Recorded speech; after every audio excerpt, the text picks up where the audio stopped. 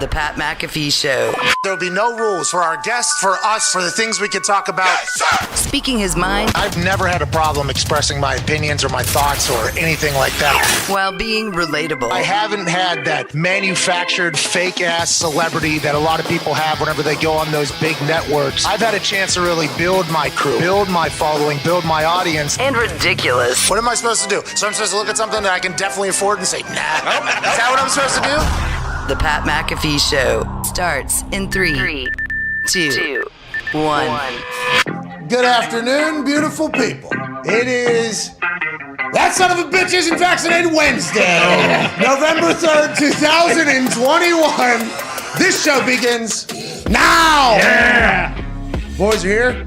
Hell yeah. Hell yeah. Hell yeah. You're here on Sirius XM Channel 82 Mad Dog Sports Radio, and you're watching at youtube.com/The Pat McAfee Show. And today is certainly a fascinating day that'll be talked about in this show's history for sure. Today, as we're watching along the other sports shows, Stephen A. Smith talked about my tank top usage and said, hey, he's a fan and I appreciate the hell out of him. Then he went on to talk about how on SmackDown he appreciates what I do on there. He likes it, which, by the way, really cool. I love Stephen A. I think everybody knows that I enjoy Stephen A. He says he's not wearing tank tops. I do wear tank tops on Friday Night SmackDown. He kind of attacked me for that a little bit. And I appreciate the fact that he would like me to dress a little bit better, but I can't help it, Stephen A. I just feel a lot better in a tank top whenever I'm talking about sports, and I appreciate what you do in a suit. But that's how the day started. Right. And I thought it was, that was cool. Like, we were going to have a good conversation about it. Hey, the Braves won the World Series. Hey, baseball. There it is, Alex. Hey, congratulations out there, old Freddie Freeman, huh? Yeah. Our boy, young Jock Peterson. That's right. Yeah, Good and season. also, Jorge Soler. yeah, Soler, that guy fucking bombs balls, dude. That's right. That was going to be talked about. Okay? Odell Beckham Sr. leading to Odell Beckham Jr. potentially being excused from practice in the building today, although Odell Beckham Jr. wanted to go to practice. Hey, Odell Beckham Jr. getting released from the Cleveland Browns today? Potentially. Is he? That would have been big news.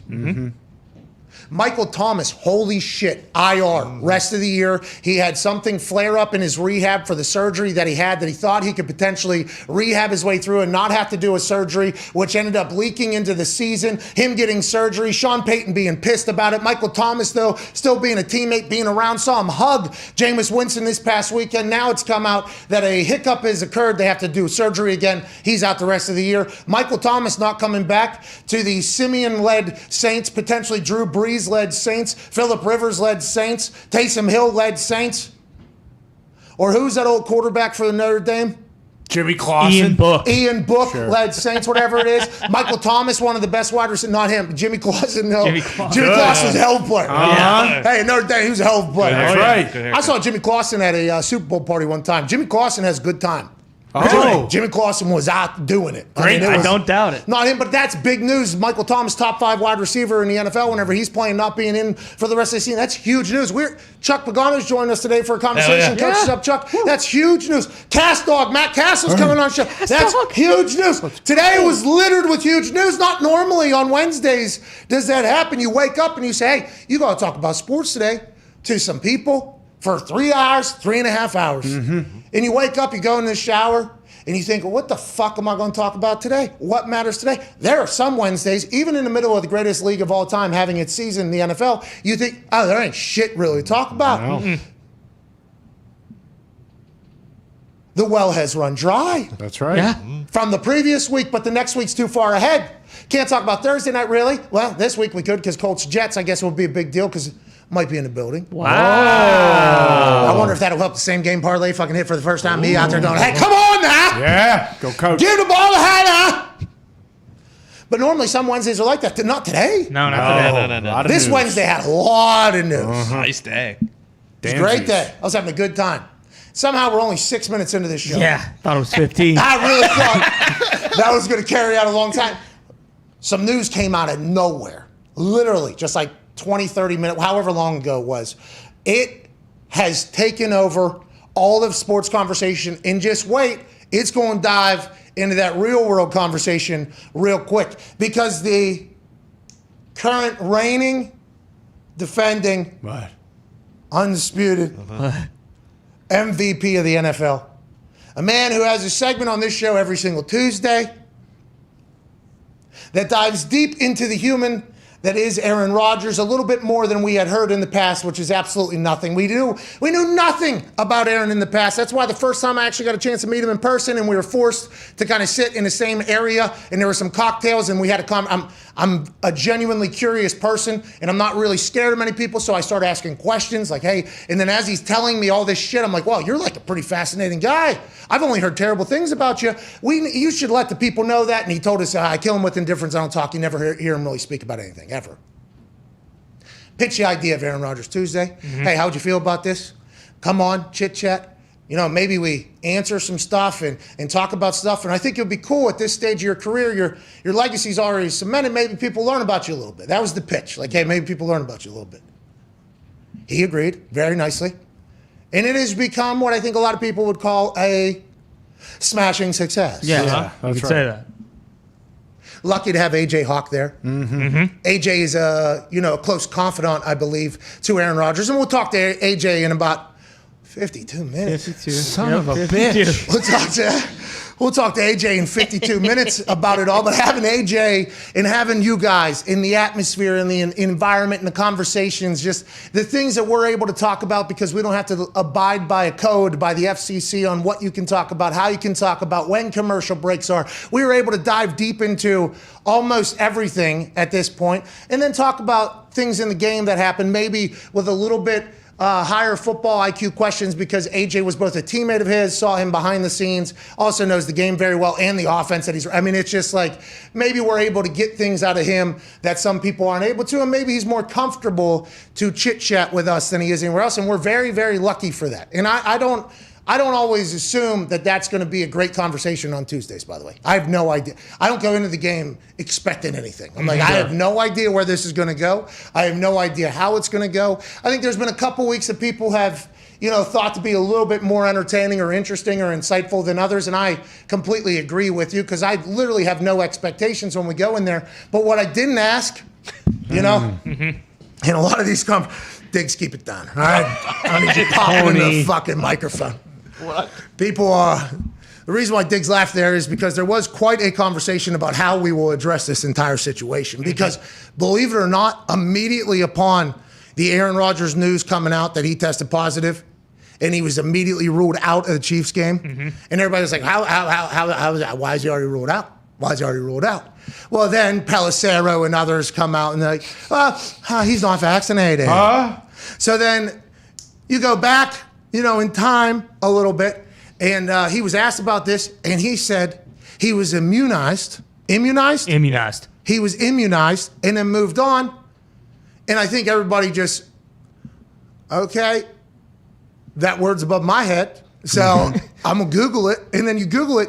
There's actually a CDC entire definition thing in there. In the way the wording is, there is reason, I think, why people potentially didn't ask a follow-up whenever he said immunized, because there was a chance that people that didn't ask the follow-up question thought they were going to get dunked on for being too dumber than Aaron Rodgers is very smart. Yes. I think. So whenever he said he was immunized, which I think by the definition, and I have reached out to him to come on the show. I have reached out. He has an open door policy. I think he knows that. I would assume that he has answers for all the questions that are being, the immunized question that's going on, the non-vaccinated question that's going on, but maybe he's not wearing a mask, right? Whenever other people are wearing masks, if they're not vaccinated, there has to be a reason. There has to be a reason for all of it. You would assume that there has to be something. I have no idea what it is, because if it isn't something, then what the NFL is going to get. Hey, the NFL is going to get attacked, because I see Carson Wentz wearing a terrible mask that isn't even over his nose every single day. And I'm like, okay, I understand we all got a mask 101. Maybe advanced course at this point. There's like the M89. We started knowing about literally the different masks, which ones are good, which ones are not, how you wear them, how you don't wear them. And Carson, I think in the midst of moving around, he has that mask. It's very obvious he has that mask. I mean, it is big. It is huge. Lamar Jackson, I think, has to wear it. He has been able to, I think there's other players that have to do it. So if he's immunized, okay, but he's being viewed as non-vaccinated. So these are all questions that I think are very valid questions that a lot of people have. And I would like that. I'm sure there has to be some sort of answer. I don't know if it's going to be one that's going to call him Dahn. It is hot in the kitchen. Yeah, very hot in the hot kitchen. in the kitchen of the Twitter right now. And the only reason why I know that is because I'm getting buried alongside of him like I fucking gave him cover. Yeah. Although our production looks amazing, I am in Indianapolis. Right. Whenever you see the screen. Okay. Aaron's actually, I think he's in Green Bay. Yeah. Right. Wisconsin. It's a long way away. Think about this. The other guy on the screen, Ohio. 3 different states. Yeah. Yeah, it's crazy. Yeah, 3 different states. So I'm nowhere near him. I did not give him COVID. Although there were some people that were joking about that. There were some people that thought that was real, and I was starting to get some tweets that it was my fault that Aaron Rodgers got COVID. I'm like, whoa, whoa, whoa, whoa, whoa. But then there was people that were pointing out something that happened this weekend that we did address and we did talk about. Yep. That was fantastic. That John Wick costume was unbelievable. Great. Halloween party. Had that hair, had the whole Halloween party. Now everybody's like, whoa, whoa, whoa, whoa, with the protocols of the NFL, which, by the way, COVID's still a thing. Yes. Absolutely. Even though you see stadiums of 100,000 people plus packed out, COVID is still a very real thing. Oh yeah, It's absolutely. out there. On the same platform that people are attacking Aaron right now, which, by the way, valid because he's in the NFL. These are the rules by the NFL. You got to abide by the NFL. You're lucky to be in the NFL. It's a privilege, not a right, to be in the NFL. But I'm just saying, a lot of people have promoted gatherings, you know what I mean, and actually put them on TV. Yeah. And like promote, like, hey, we need like 50s, However many we can get. 10,000. thousands, whatever the number of people to come in for, and then now it's like, well, hold on. And I think the reason why people are kind of separating the stadiums that are filled and the parties that are happening and the life that seems to be going on in the post-COVID era, in the NFL, there's protocols. This is just like when Sha'Carri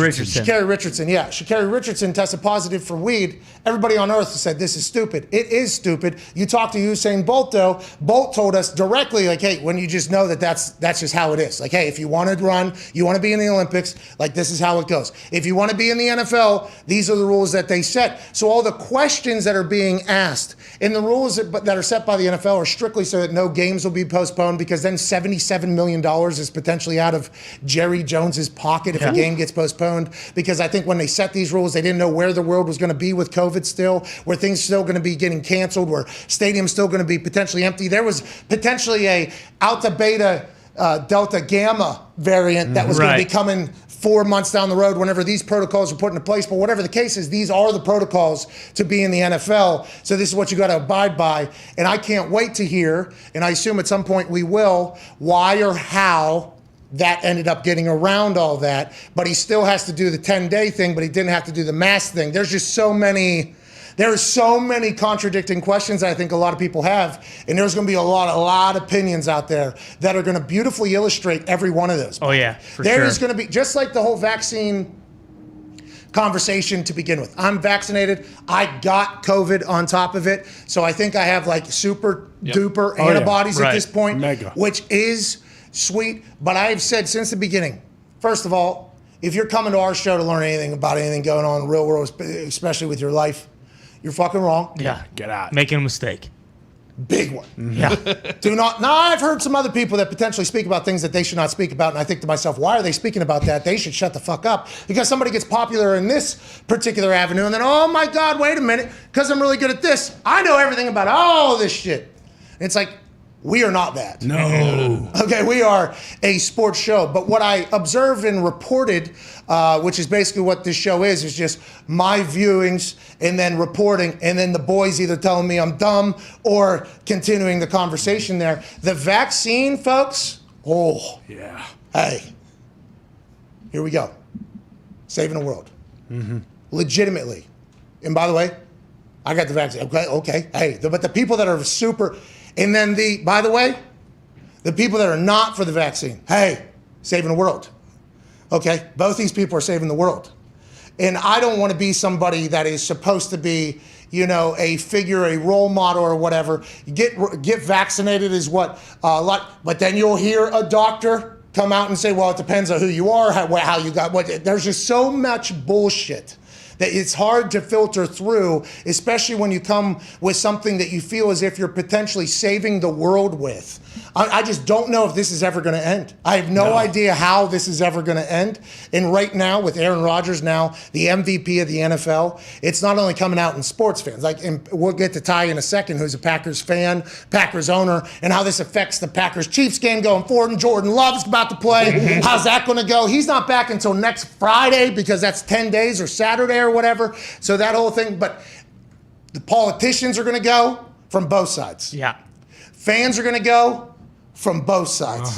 Packers fans are going to be upset from both. I mean, this is a wild situation, and here we are just living dead square in the middle of it, I guess. Yeah, and I think like a part of the implication too, like you mentioned all the stuff with like him not wearing a mask in the building on the sidelines or anything.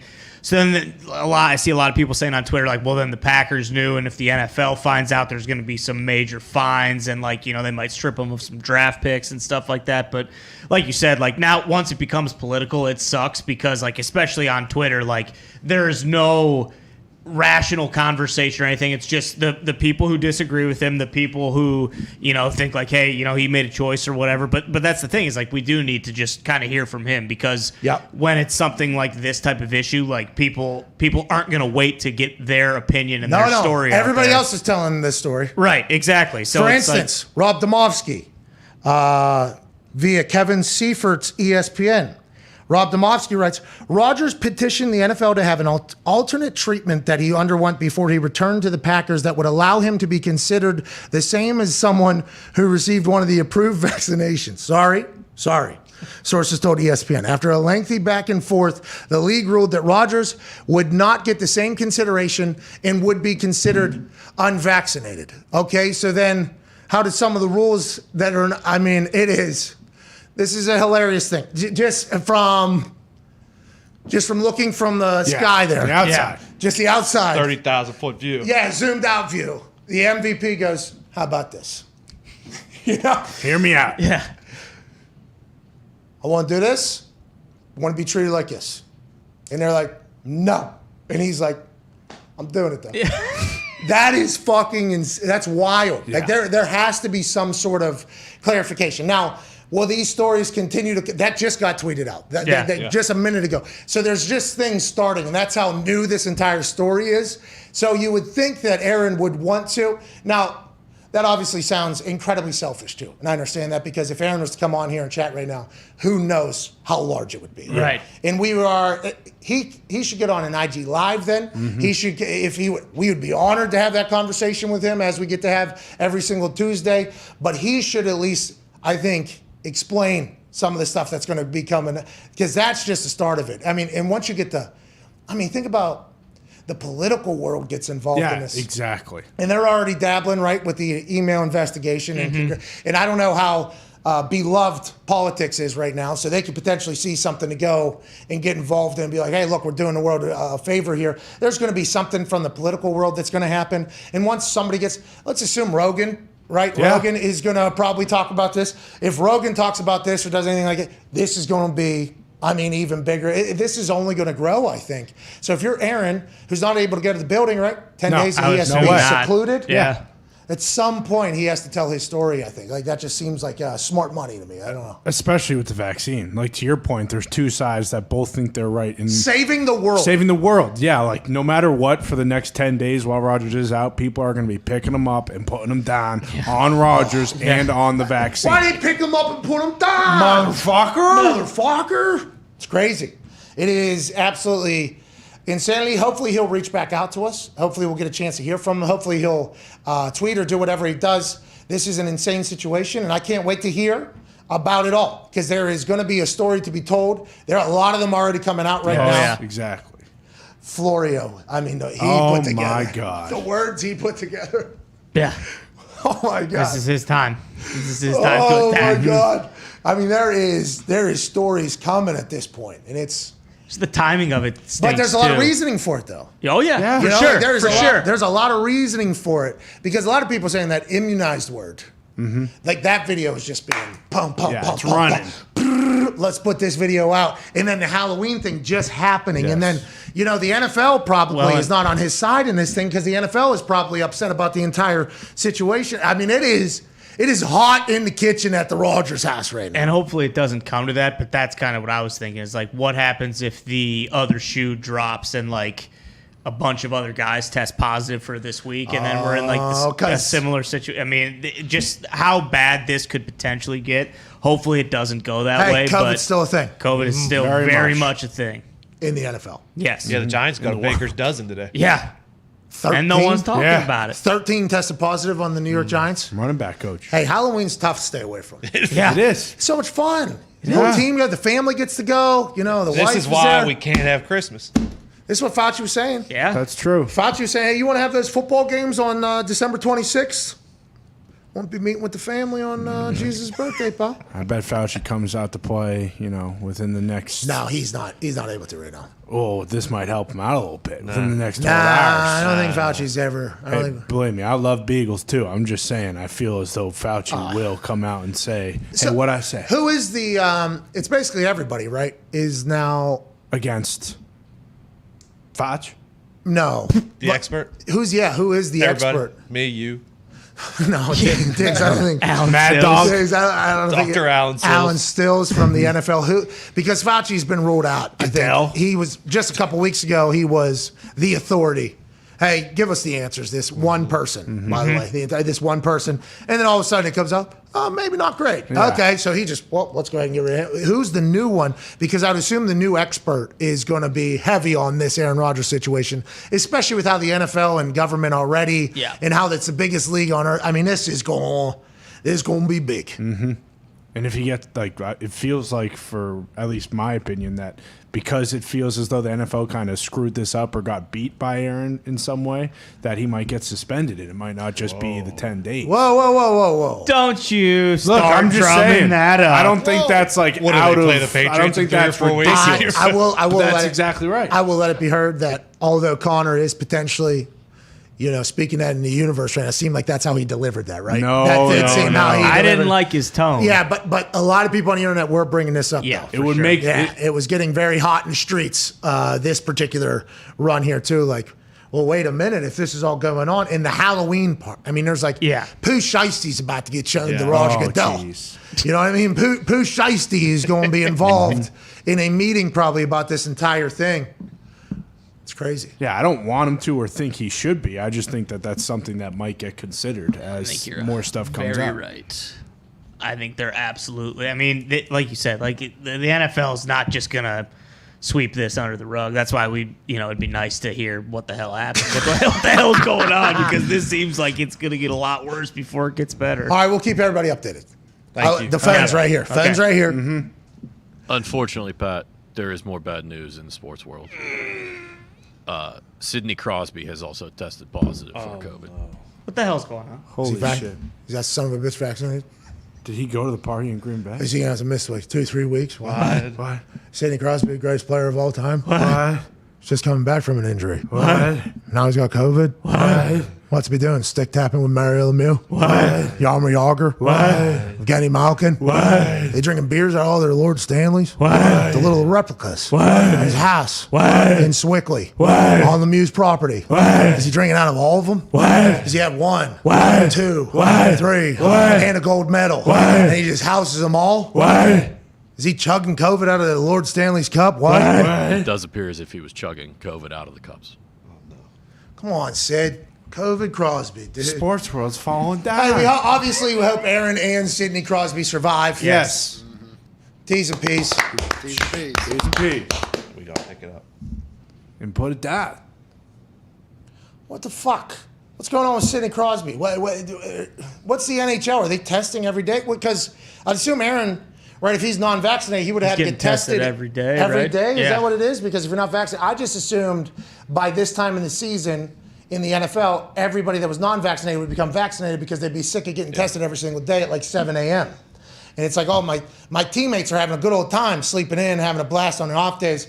Am I still going to do it? And a lot of guys, by the way, to their credit, have stuck with it. Is the NHL like that? Can you pull that back up? I didn't see it. Not the news we were hoping for. Coach Sullivan confirms that Sidney Crosby and Brian Dumoulin missed practice after testing positive for COVID-19. Both players are in a COVID protocol right now. Crosby has mild symptoms and Dumoulin is currently asymptomatic. If they're testing every day and he has mild symptoms, if they're anything like mine, those are going to pick up quick. I didn't have COVID. I tested positive for COVID. 4 hours later, I was 104.5 degrees. Yeah. Quickly. How you doing? Keep it moving. Almost dead. Drop of the hat. I'm still on the show, though. Yeah. Hell yeah. Talking to Aaron Rodgers. What? I wonder if he thought about me. What? In my experience What? with COVID. What? When he got tested positive. What? Oh, Pat came on the show with me. What? He looked dead. What? He looked red. What? He said he was 105 degrees. What? Am I immunized or not? What? What does that mean, by the way? The So that's immunization versus the vaccination. So him saying that report from Domovsky. So immunization says is a process by which a person becomes protected against a disease through vaccination. Oh, shit. This term is often used interchangeably with vaccination or inoculation. So inoculation. So like if I got COVID and I got the antibodies, would I be immunized? Yes. So, yes. Yeah. That's what it just said, right? So, Please Through inoculation, restate your statement. Which would be okay, so The question? Please repeat the question. Okay, let's go back to the definition here. This is on the CDC site, Yeah. which, by the way, remember there was a time Oh, yeah. when this website. I mean, forget about Oh, him. let's not go at them. fucking it wasn't just this. I mean, every fucking website. That at was the one point, WHO. No, well, at Mine one too. point, and then at Yeah, another they were point, saying it was the CDC. and then at another If point, you had 3 letters, you were getting questioned. by other people with 3 letters, and then it became a who knows at this point. Anyways. We need to add a letter. The CDC, which stands for Credible Center Center for for Disease Disease Control. Control. Bingo. Credibly. I was going to add definition in there. Immunization, which is what he alluded to whenever he said, Yeah. because this is the video, and I'm only saying this because this is the video that was tweeted 7,000 times. I am immunized. A process by which a person becomes protected against a disease through vaccination. This term is often used interchangeably by with vaccination or inoculation. So, through vaccination, do you get vaccinated via getting the virus? Yeah, because they shoot it into you. No. No. No, he's saying by old school way, just getting sick. Yeah, like if I get sick, is that considered me getting the vaccination? No. because I the don't think so, vaccination is no. just a strain. The vaccination is actually So that first sentence, let's go back to it. A process by which a person becomes protected against a disease through vaccination. That's the first sentence. Yes. But then this term is often used interchangeably with vaccination or inoculation. Inoculation is when you get it, then you get the antibodies, right? Yeah, that's right. I don't think so, but I thought inoculation was like after you've gotten something, like you are now inoculated with. I don't think it's like getting sick by. I think it is still through like So there's a shot but or. there's no way to slip past the goalie here with the whole I got the antibodies. You could use inoculation in a sentence as inoculation against flu was readily available. It's also the same as vaccine. Oh, so this one couldn't slip past the goalie. Oh, so I thought inoculation was like, yeah, you got it. No. I mean, I Then heard have you the- thinking that, and I also seen it on the internet. That's why I brought it forward. I'm happy we figured that Yeah. out. So there's no on that, it seems like. Inoculation, vaccination, those are all the same. intra something. A shot. Right. Can't just get it by getting the antibodies. I don't think so. Intra shot. Hey, I love diving into the CDC and definitions. Learn something new every day. I fucking hate it. I couldn't hate this more, but it is a real thing. Him being out is huge because now you got Jordan Love going into play against the Kansas City Chiefs. And who knows how that Kansas City Chiefs defense is going to do, even with the addition of Melvin Ingram that they got from the Pittsburgh Steelers or whatever.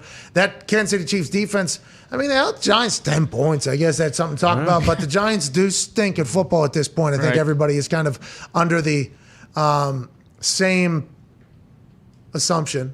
Oh, inoculation.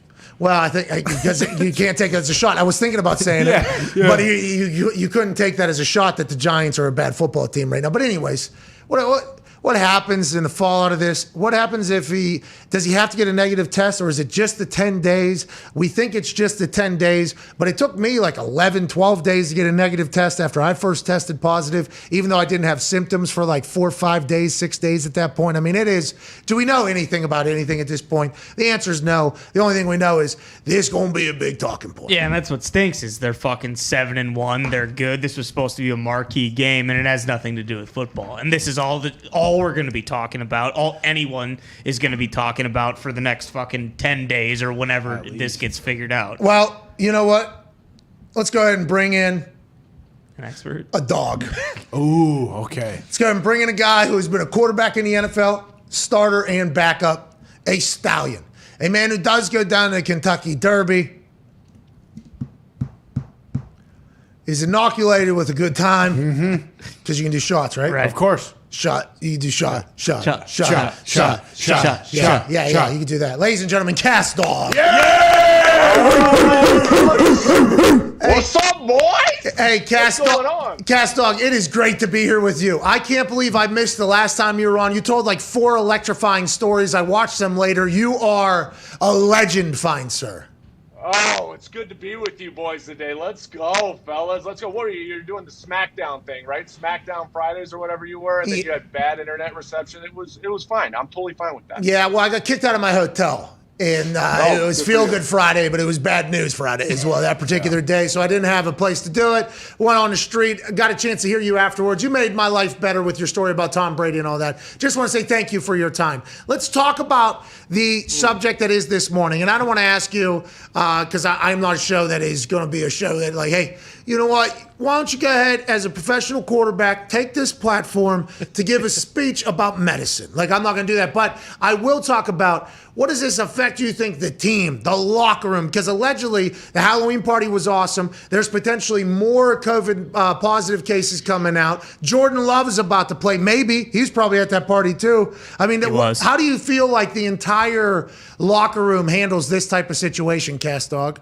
Oh, man, they got to rally. But at the same time, look, it's Aaron Rodgers. It's not like one of your role players. It's not Devontae Adams, even as good as he is, and you miss the guy like that. But this is your leader. This is your quarterback. So the response is they're probably pissed off, you know. And I don't think it's so much at Aaron Rodgers as the fact that, you know, they're going into a big game this week. They're at the head of the NFC right now. They're fighting for that number 1 seed, which, you know, home field advantage means so much. And now you have a guy, Jordan Love, who's unproven, that now has to go out and perform well against a really good team and go out and get a win for you. And it sucks, but it's the world that we live in. Yeah, it's crazy because the world that we live in outside of the NFL seems to be, and I might be wrong here, I just turn on the TV and see arenas and stadiums and everything. It seems like a lot of the world is potentially back, but the NFL has these protocols, and there's just, everybody's point is, if you want to be in the league, it's a privilege, not a right. These are the fucking rules. You have to do it. The party being the whole thing. I mean, it's going to be a shit storm, Cast Dog. This is going to be a big deal, especially when the NFL starts getting targeted in some of it, you know? It is going to be a shitstorm. And the fact of the matter is, like you said, as a player and as organizations, you feel like you're out of that early storm of COVID, right? Where now things have kind of gone back to normalcy. You get to go out, you get to do those things that you didn't get to do as a team last year. You go to the Halloween party, but then all of a sudden you have a breakout. And like you said, the ramifications now are that you're rolling as a team. You've got momentum. And then for God forbid something else, and you got more breakout. Now more key players go down, and now you're playing with a bunch of backups, and you start to lose that momentum. And then you go on a few game skid, and there's losses. There'll be a lot more repercussions from that than there will be from just having a good time at a Halloween party. Yeah, agree. At Halloween party. Even though I love Halloween parties. Yeah, me too. I would have gone. Well, that's what I'm saying. Like, the NFL Halloween party tradition's a real one. That happens almost every single. Von Miller just came out. He's paying $100-some thousand for the party. I mean, that happens everywhere. You know, like, it is one of those things where it's a tradition, and obviously it's not going to be great. But you said the backup comes in and something bad happens. And I think you were talking about Jordan Love there potentially. And we don't know, right, with Jordan Love. If he was also at the Halloween party, we assume he's vaccinated. So hopefully that'll fend it off. I was vaccinated and got it, breakthrough case. Not saying that's a lot, but who knows what's going to happen with this fucking COVID thing. But this past weekend, backups dominated. Hey, boom. Hey, backups dominated. Why is that? What do you think it is about backups that show up and kind of make the most of it, where some cases a backup comes in and it's just the entire energy has left the team, the stadium, everything? Why is that, you think? Is it the person? Is it the player? Is it the scheme? Is it the culture? What do you think it is? It's a little bit of everything. And I've been in the spectrum of, look, I've come in and played really well as a backup, and I've come in and played like absolute dog shit as a backup. So it's one of those things, you go out there and you start playing, and particularly when you get a week of practice for some of these backups, like Mike White went out there and was absolutely phenomenal, and it looked like a completely different offensive team. I mean, the way that he started the game, the way that he finished, I think he was 14 for 16 to end the game, threw 3 touchdowns. I mean, he was incredible. Cooper Rush did an outstanding job as well, and then Trevor Siemian stepping in the role that he had to in that type of game against the Tampa Bay Buccaneers and win a divisional game to put them in a great position. I mean, it's hard to say where the success comes from, but you got to give a ton of credit also to the coaching staff, having those guys prepared, having those guys ready to play, because God knows as a backup quarterback, you get limited reps, if any reps during the week. You're running scout teams where defensive coordinators are sitting there telling you, hey, I'm circling this guy. I want you to throw an interception. I don't want you to go through a progression. I want you to go, you know that you won't throw this ball in the game, but I want to see if this guy can catch a ball. So you get into bad habits, but then when those guys step on the field, you know what? You just never know what you're going to get. And those guys all stepped up and were gamers this weekend. I mean, it was great to see. Hey, whenever you see a quarterback, and thank you for that insight, by the way, because you are one of the not one of the only, but there is a small community of you guys. I think the backup quarterback community is a real one. But am I wrong in that or right? Oh, no, for sure. You've got respect for all those guys because you know what they go through. And then also, I've been, like I said, been a starter in this league. I've been a backup in this league. But also, you respect the guys that play the position, particularly the guys that get opportunities to step in. Look, that's how my whole opportunity in my career got set on this course for 14 years, was the fact that I was backing up and I got an opportunity and stepped in and played well. And for all these guys, look, there's a lot of talent in this league at the quarterback position, but you never know what you're going to get until you get that opportunity. So it's fun to watch these guys go and excel and hopefully extend their career. As you got older and you were a backup, right? I think that happened down in Tennessee. I'm not sure. I think, if I'm not mistaken, I think so. Yes. That when Hasselbeck was brought into Indy to basically be like a mentor for Luck, Hasselbeck told us about the mentality when he had to decide, like, okay, I'm cool with being the older veteran backup now. Right. He said that was not an easy decision for him to make. Now, I don't want to know about that decision for you, but I do want to know about do you feel like you owe the team to be a coach, to be a teammate, or are you serving the starting quarterback? Are you like, how do you view that as a backup? Like Matt Hasselbeck, it felt like he was the person that people would come to ask a question to Andrew, like, hey, how do I word this question to Andrew? Who should I be at? Right. It was almost like he was in between the coaches in the locker room almost. Is that what it's like to be a backup quarterback? And what are all the responsibilities, you think? Especially as you get older, right? And you come in and you've got a younger player. Look, you have a wealth of knowledge, and I was lucky enough to play with, start my career with Tom Brady and play with a lot of incredible players throughout my career. But then you also learn, look, what questions do you need to ask? The advice that you might give a young starting quarterback, hey, be vocal. Go in there and tell them if you like plays or don't like plays, because half the time is when you're a young quarterback, you're going out there and running whatever's called. But at some point, you have to realize that you're going to be successful if they call the plays that you like. You'll make it work, right? Somehow, some way. And then, like you said, there's got to be that healthy balance of pushing that guy to be better and the competitor, but at the same time, letting him know, hey, I've got your back, brother. I'm going to be here for you. Yeah. It's such a, you know how it is in those groups, right? Well, Whether that's you're the a Mike specialist White. group or Hey, quarterback group. that Mike White, Zach Wilson thing's interesting, because he was. Now that is interesting. Yeah, because he was brought in to be a backup for sure. Number 2 overall Right. pick. He's been around a little bit, a couple years at least. They trust him. They like him for the practice squad. But if you're Mike White, you got to be thinking, hey, I can go get this job maybe, but there's no way in reality he has a chance. So, with the number 2 overall pick being spent on him, the NFL, there's no way they're not going to give Zach Wilson a chance. That's a Right. fascinating situation, Cass Dog.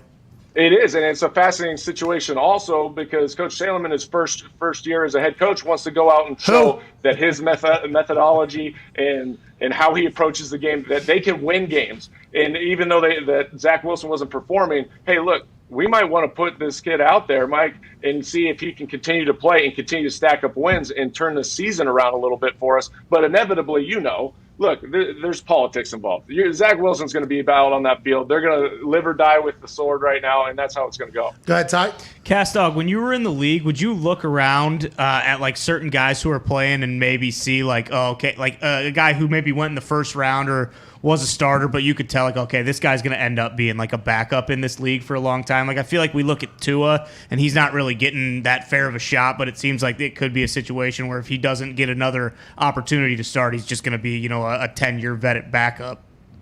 And that's part of that role, too, is when you're drafted high, whether it's first or second round, and you start your career and you start when you're at a very young age and you don't excel. And it could be, look, there's so many different circumstances why guys aren't successful at a young age. Not only their youth, their experience, but it might be the organization, the people that they're surrounding him with, the weapons that they have on the outside. But like you just alluded to, look, the fact of the matter is, when you're a first-round pick, you're going to get opportunities to go other places and be a backup somewhere because there's a reason why you were picked in the first round. People know that you have physical ability, but it might be the wrong situation. And at the same time, they might want to bring you in and say, hey, look, if this guy falters whatsoever, even if he's a veteran backup, we've got a first-round guy that has potential.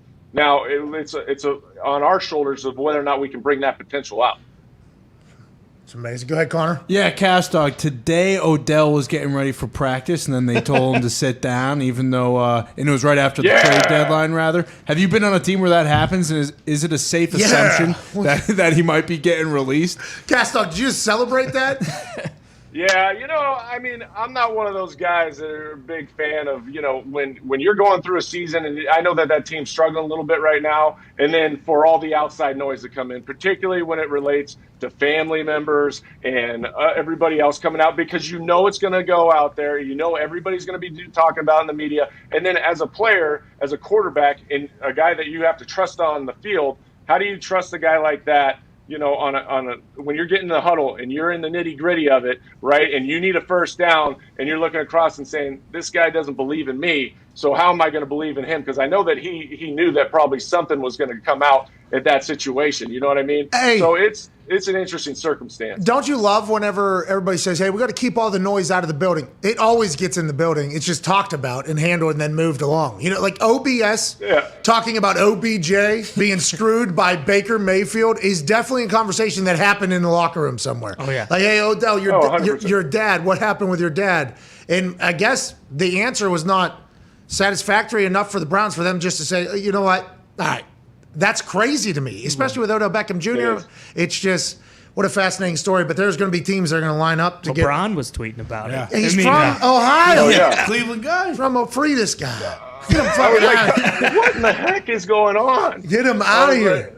Get him out. Look, and I've been around. Look, those wide receivers, I love them to death because they can make plays for you, and at the same time, they're competitors. But at times, it's hard for them to swallow their egos. It's hard for them to swallow their pride when they look around the league and guys that they look at as their peers and people that they look at that they're equal in talent level and not getting their catches, but they're not getting their notoriety. It's hard for them to go out and be happy and just do their job and think team first. But that's the hardest part for some of these wide receivers to do is it's all about winning, man. We're here to win championships. If you win championships, you'll be recognized in history. If you don't and you're just one of those guys that go out and you excel by yourself, you'll be recognized as a great player, but you won't be a guy that goes down as one of the best because you've won championships. Yeah, the saying is when you win, there's enough to go around, basically. If you're on a winning team and you're in the Super Bowl, there's 100 million people plus watching the Super Bowl. Your name's everywhere, especially if you're a wide receiver. But I think the conversation about legacies now, strictly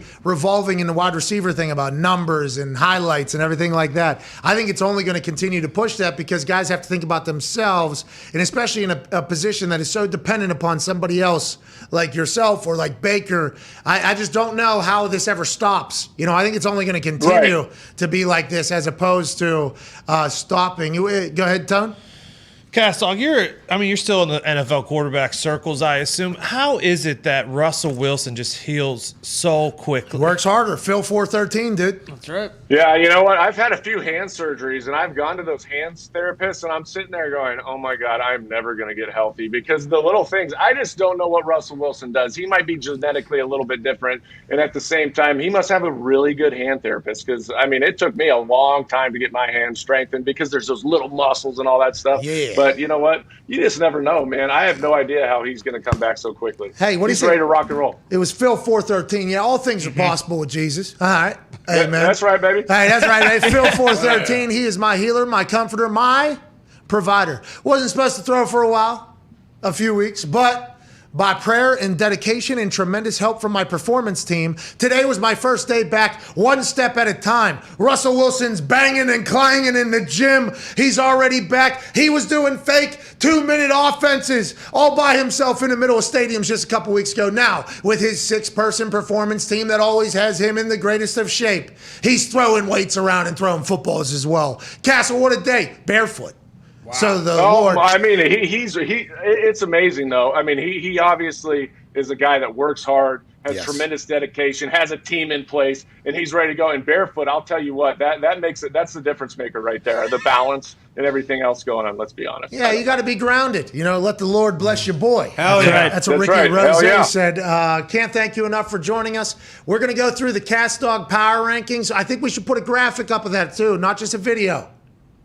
Yeah, what do we got? What do we got? The power rankings? Well, who do I have this week? Whoa! Ladies and gentlemen. Yes, I did. I had the Packers, boy, for the first time all year. I mean, look, they went down, took care of business against the Arizona Cardinals, missing Devontae Adams, Allen Lazard, but they rushed the rock for like 150. The Rams, man, they just got better, right? I mean, how scary is that defense right now with Aaron Donald, Von Miller? But nobody even talks about Leonard Floyd, who has 6.5 sacks. They're not going to be able to block that team. And Matthew Stafford, I mean, he's playing phenomenal. Cooper Kupp, the relationship that they have, I think they've got 10 touchdowns already on the season. They're crazy. And I still like the Arizona Cardinals. I mean, barring injury to one of those guys. But, I mean, Kyler Murray, the way he's played, the weapons they have, but they do need to shore up that run defense. They're struggling a little bit on that run defense, and it was a big loss with J.J. Watt. Well, I'll tell you what, the Dallas Cowboys fans ain't going to be happy because there was a lot of shows. They're not. They had a lot of shows, but the ESPN Power Rankings, pretty similar to the Cast Dog. I don't know if that's good. Good. I don't know if that's good or bad. Yeah, maybe I can mix this up a little bit. Yeah, that's what I just said as well. But we know at least you're on to something. You got the same algorithm. We can't thank you enough for joining us. You're the absolute best. Ladies and gentlemen, Cast Dog. Thank you, Matt Castle. That guy's the best, dude. Yes. He's always very good. That whole... so Henry Ruggs' information came out. He was driving 156 miles an hour, .016. Double. Jesus. No, .16. No. Double the limit. I know it was that. So 0.16. 0.16. Was I was walking, by the way. A lot of people started tweeting me, didn't you get a DUI? I was like, no. I was actually walking. That's all right? fucking nuts. In 2021, man, 156 miles an hour seconds before the crash. He was at 127 miles an hour when the airbags deployed. I follow man. a lot of people from Vegas, and they said seems almost impossible to do that on that road. Gosh, so sad. All right, we're back in 4 minutes to wrap up hour one here. Then AJ Hawk will join us. I'm sure he's going to have a take or two about the entire situation out there in Green Bay. Mm-hmm. He better. Hold his feet to the fire. He better. There's a lot of people asking a lot of questions. Hopefully we'll have some more answers, but probably more questions. We're back in 4. Cheers.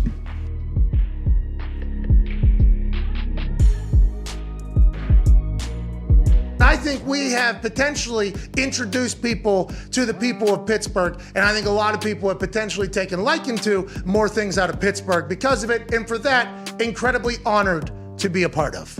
With that being said, when a video hits the internet like one did yesterday, and a Yinzer is showing off what a Yinzer is like at home, behind closed doors, when being caught on a candid camera, a lot of people immediately tweet us and go, oh, we thought you were lying, Donner, about what Pittsburgh's like. It's like, no. Yinzers are electric factory.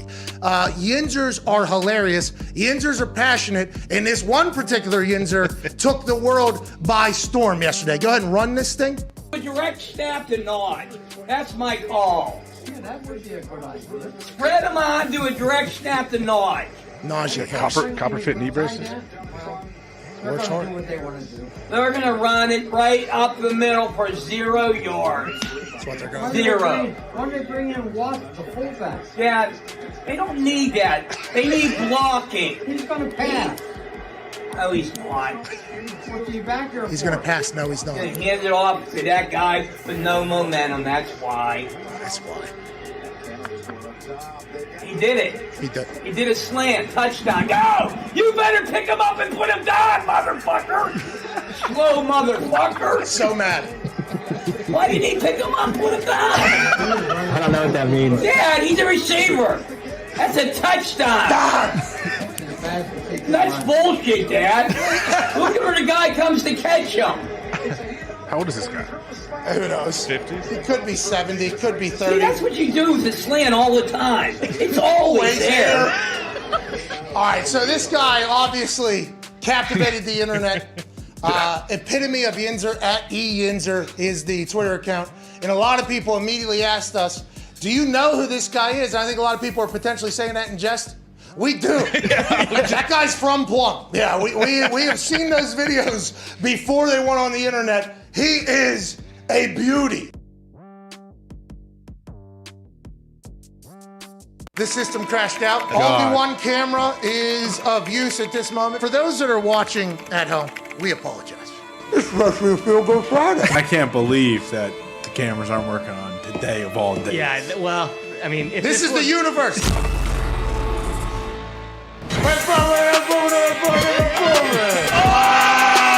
Oh, hey, pal. How you doing? Gabagool. Wow! We're going! I need a nice cold Bud Light. Oh, you're fucking out. How's your fan? How's your fan? Maybe a couple whiskeys. What? Gabagool. 80,000 individual eyes that are looking at these eyes right now. What the fuck are you doing? 2 scotches. What? Are you kidding me? Tequila. What? 55, 56, 63. That's how many new wrinkles I'm going to bring to the office. I get things done, Patty. Vodka. What? He said I was on meth. I ain't ever done meth. Dirty dressed up like Russell Wilson.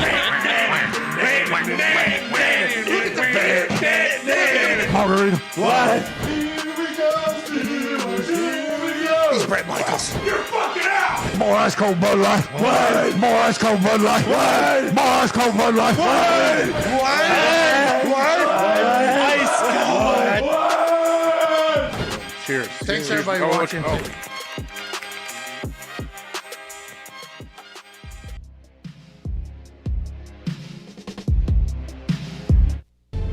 This is the Pat McAfee Show on Sirius XM Mad Dog Sports Radio. We thank you for taking the time to seek out this small regional show that streams internationally. Here's Pat and the boys.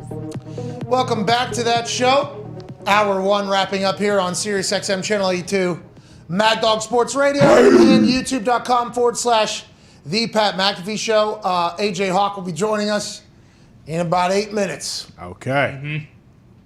I am pumped to hear AJ's thoughts on the entire situation that is happening and surrounding Aaron Rodgers Tuesday host, Aaron Rodgers. People are not happy with him. No, I could. Everybody is mad at Aaron Rodgers right now. Yeah. Zito has something on his computer. It's a tweet deck, I guess, where he just has certain words saved. So every tweet that person, it shows up on his screen. He has a couple screens. There's like a bunch of these things he has. Aaron Rodgers is one of them, just in case something pops up. He is taking it on his shins. Zito said it's coming quick. Yeah. I mean, it is a buzzsaw of burns on the Aaron Rodgers Twitter account on TweetDeck right now. I figured. I would guess that meme is going to be making a triumphant return today. It has. It has. Seen it quite a bit. Yeah. That's not how you wear a mask. Ooh. A lot of that. That's pretty good. That's pretty good. Pretty good. Yeah, we have not seen it. Obviously, have not been able to scroll the internet while we are live here. Congrats to whoever decided to do that. Right. There'll be some winners for sure. The internet is undefeated. Aaron has even said it. Yeah. And right now, he is potentially the Washington Generals. That's right. And the Globetrotters are doing their thing. We have reached out to him to hear his response to this entire situation and to ask some questions. I think there's a chance that will happen. Okay. I think. When is now the big question. How? Why? What the fuck is going on? Hour 2 with AJ Hawk on the other side of this 6-minute break. Cheers. We regret to inform you that in the real world, the one that we're living in right now, this is an actual news clip about what's potentially going on amongst the fans in Kansas City. As the Chiefs seem to refine their identity, it seems like the fans are crumbling into pieces. This is, once again, an actual news piece on Fox 4 in Kansas City. Well, if you spend any time around here on game day, you're likely to be aware of at least one of these men. The man known as the X Factor has been around for decades. He's the one seen in the video getting knocked down by another man who the people of Section 129 may know as Red Extreme. There's X Factor. Here it is. This is about 6 years ago, meeting and whooping it up with young Chiefs fans. And this is X Factor today. Oh, no. What? Only recognizable by his foam hat. What? The Broncos colors from the hospital. They kicked me out of Arrowhead. First time ever X Factor's been kicked out. Third person. We don't have permission to show the video of the X Factor falling after an apparent punch, but it has nearly 1 million views on Twitter. The X Factor explains what happened from his perspective and who is involved. He's my old apprentice. I actually made him famous. You know, gave him the name Red Extreme. I saw him come run up the stairs at me, and he had that look, I'm going to kill you. And so I tried to grab his jersey to stop him and talk to him, and he, like the movie Friday, he deboed me one punch, and I saw stars. They took me to triage at Arrowhead, checked me out. I felt all right at the time, but then I didn't know I'd broke my ribs. Red Extreme posted a 17-minute video message to his Facebook page following the incident. He says, "A cup of water was thrown and hit my wife in the back and splashed onto me." Can't do that. He continues, "I have never in my life felt so bad about feeling so good because knocking that low-life son of a expletive out was the greatest feeling I've had in a long time. My problem is it happened inside the stadium, and I never imagined in my life I would behave in that manner in the stadium." He also accuses the X Factor of being inebriated. It says that I'm a meth addict, which I'm a cocaine addict and alcoholic. I've been clean for 4 years. Okay. He said I threw a water bottle at him, which I didn't. And I flipped my car a week ago Tuesday. So it's been a wild week. What? Wait. This makes me stronger. Jesus, Jesus was persecuted. Of course. I'll come back fighting. Is looking to press charges at this point, but throughout the day we did try to connect directly with Red Extreme, but were turned down. However, immediately before our broadcast we spoke by phone, and he stressed that anything that the X Factor says should be taken with a big dose of skepticism, and that he himself actually stepped away from the superfan community because of his distrust and distaste of X Factor's behavior. Wow. All right, Jacob Kittle. Thank you, Jacob Kittlestad. Thank you, Jacob. I have a surprise, obviously. That's what this show is all about. We have boots on the ground in Cleveland, who I assume knew this was going to happen all along. Ladies and gentlemen, live from Cleveland, Mr. Jason Glazer. Your thoughts on Kyle Pitts to Atlanta, fine sir? Oh, there's a delay. Well, first and foremost, Pat, I'd like to say, hey, listen, thanks for having me. Cleveland is beautiful this time of year. Granted, it does smell like a mixture of poop and diarrhea and sewage. Jesus. It doesn't smell great down here. Jesus. But I'll tell you what, 27 years in this thing, I fucking live for the draft. Love being down here. Love being into Cleveland. But yeah, Kyle Pitts, listen. what do you want me to say? I knew this 2 weeks ago. Really? I mean, do we need to do this whole fucking song and dance? Okay. I'll give you guys 1 through 32 if you want to know. You know, do you want to have fun? That's nice. You want to not know who's going? But yeah, I had this 2 weeks ago. You know what I'm wondering is if the guy you had in your studio, Mad Mel Kiper, I know that sorry son of a bitch didn't have this 2 weeks ago. Mike's not plugged in. Whoa. Yes, I did. I actually just explained it. No, you didn't. Yes, I did. No, you didn't. Yes, No, I you did. didn't. No, you Yes, I didn't. did. No, I you had didn't. this. I did. Yeah, I no, did. no, you I didn't. did. You I didn't. had this. I I did. had You it. didn't. Trust me. Can You I didn't. talk for Christ's sake? Okay, fine, yeah. Can Go I ahead. talk? Okay, Go ahead. yeah. Like I said, Kyle Pitts, No, you unbelievable didn't. talent. No, you didn't. You didn't fucking Yes, have I it. did. You're a sad sack of shit, Jason. Piper. I know it. I looked at your mock draft. Jason, please relax. Oh my God. Had no idea it was going to get like that. Sorry about that, Mad Mel. Obviously, there's a little bit of content there. He's saying you don't know your ass from a fucking hole in the ground, though, Mad Mel. How do you feel about that from Jason Glazer live in Cleveland? Well, classic move. You know, Glazer looks like he's getting ready to go to a goddamn titty bar or something like that. I mean, dress up, pal. It's the NFL draft. Look at me. I'm dressed to the nines. You know, you look like an asshole. I mean, get him out of here, can we? I mean, is he going to stick around? Can we get him the hell out of here? I think is his microphone still on? Jay, can you hear us? Jay, is everything good back there? Listen, fuck you guys. I'm out of here. I'm going over to the Rock and Roll Hall of Fame. I'm going to hang out with Dee Snyder and Twisted Sister. Are you serious? Okay, Jason, sorry. Thank you so much. And ladies and gentlemen, Jason Glazer. Thank you, Jason. Thank you. Thank you.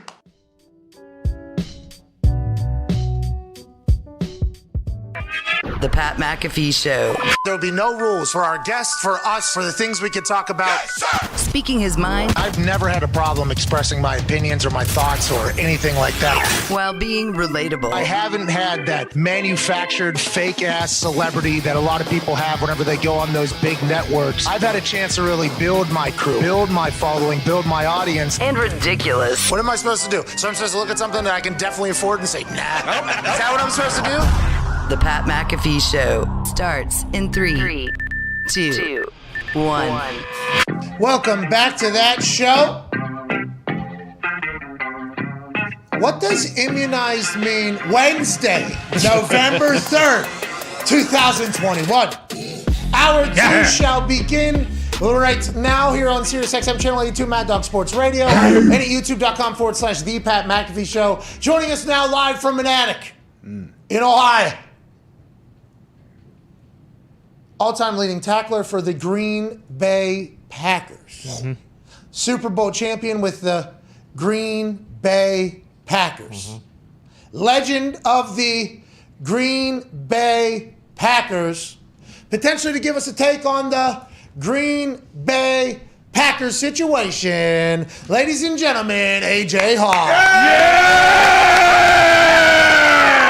Hey, nice row back, dog. What's going on, man? What's up, bud? Yeah, you mentioned all those things with the Packers. Too bad that was 6 or 7 years ago I was on the Packers, so I don't know anything current day what's happening. Okay, so AJ has no Did you hear inside Odell information. got sent away from practice? Yeah, Odell did get sent away from practice. It is now coming out allegedly that Andrew Berry, the general manager of the Cleveland Browns, is meeting with OBJ's representatives. We do not know if OBS's videos are a part of that conversation. We can assume as such, and they're discussing the next steps to take. Everybody thinks Odell Beckham Jr. probably being released from the Cleveland Browns today. That is what it sounds like via the internet at My Sports Update. Ari Mirov of Pro Football Focus. That is definitely happening, AJ Hawk. I appreciate you guiding this sports show through the breaking news updates, but there is one particular thing I think a lot of people would like to hear you chat about.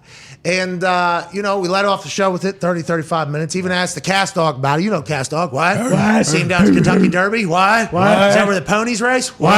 Who else is down there? Why? Okay, so there was somebody that was at those Kentucky Derbies that you guys were at that is potentially a large part of the news right now. A man who comes on this show every single Tuesday. I said, and I laid out basically all the things that the internet is saying, because those are all very valid questions that are happening, right? Very valid. There's a lot of people with incredible penmanship writing very well-written reasons on why something could potentially be bullshit with the entire situation.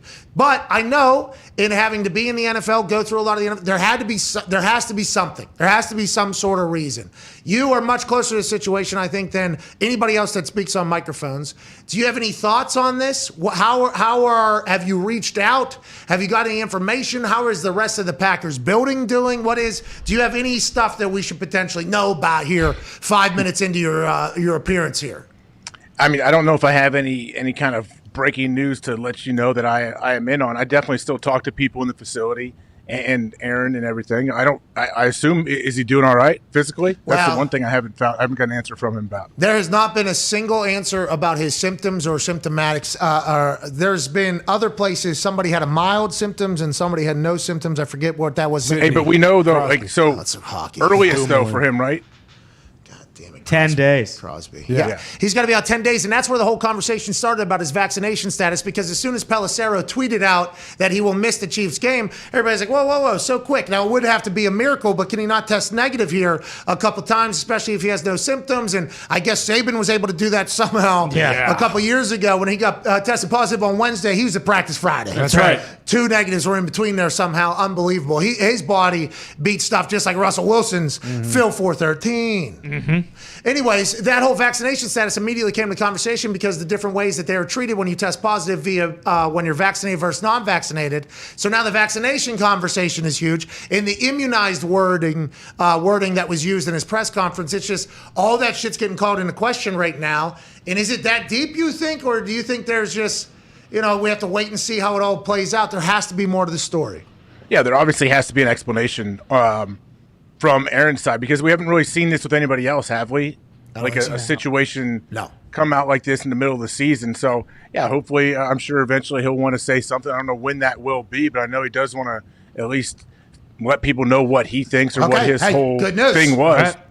I don't know when that is. I have no idea if that's on here, wherever it'll be somewhere. That'll be. I mean, I think people will want to hear, and I'm sure he wants to clear some things up. Yes. By the way, that is great news. That is breaking news that we assume Aaron will cover this. He will have to inevitably at some point, but I think what you're alluding to is that he would like to potentially explain it. And by the way, do not expect it to be here. If it is here, we'd be honored, obviously, to ask potential questions that people might have while he gives his thing, or if he does it wherever. However, but he should be the one telling this, I think, before everybody else is telling the story. Because right now, hey, there is very talented wordsmiths out there.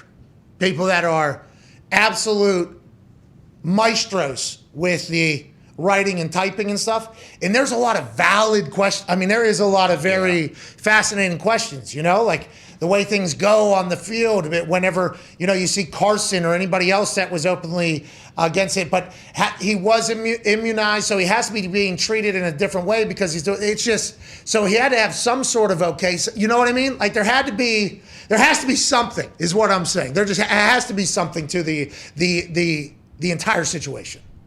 Absolutely, yeah. It's very confusing. I guess when you sit there and bam, it just hits you. So I guess he tested positive this morning when he was going in the facility, I assume, and so then they had to send him home.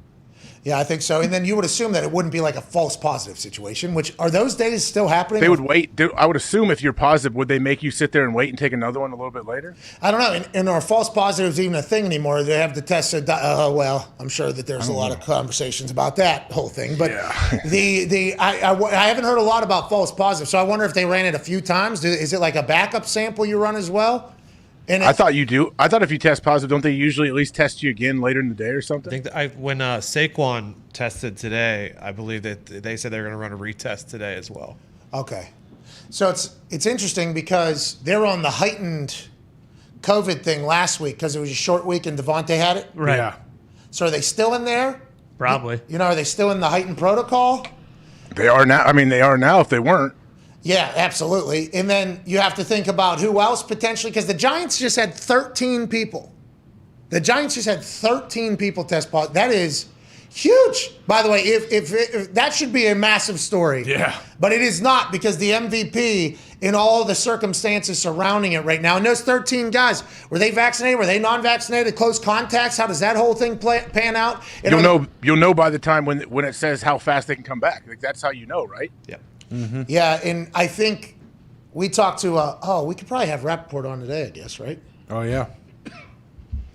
Yeah. Ty. Was that an actual, do you have an issue with? You okay? What? You No. don't want Rap Sheet on? Nah, this is fucking chewing up my esophagus. No. Been drinking too many of them.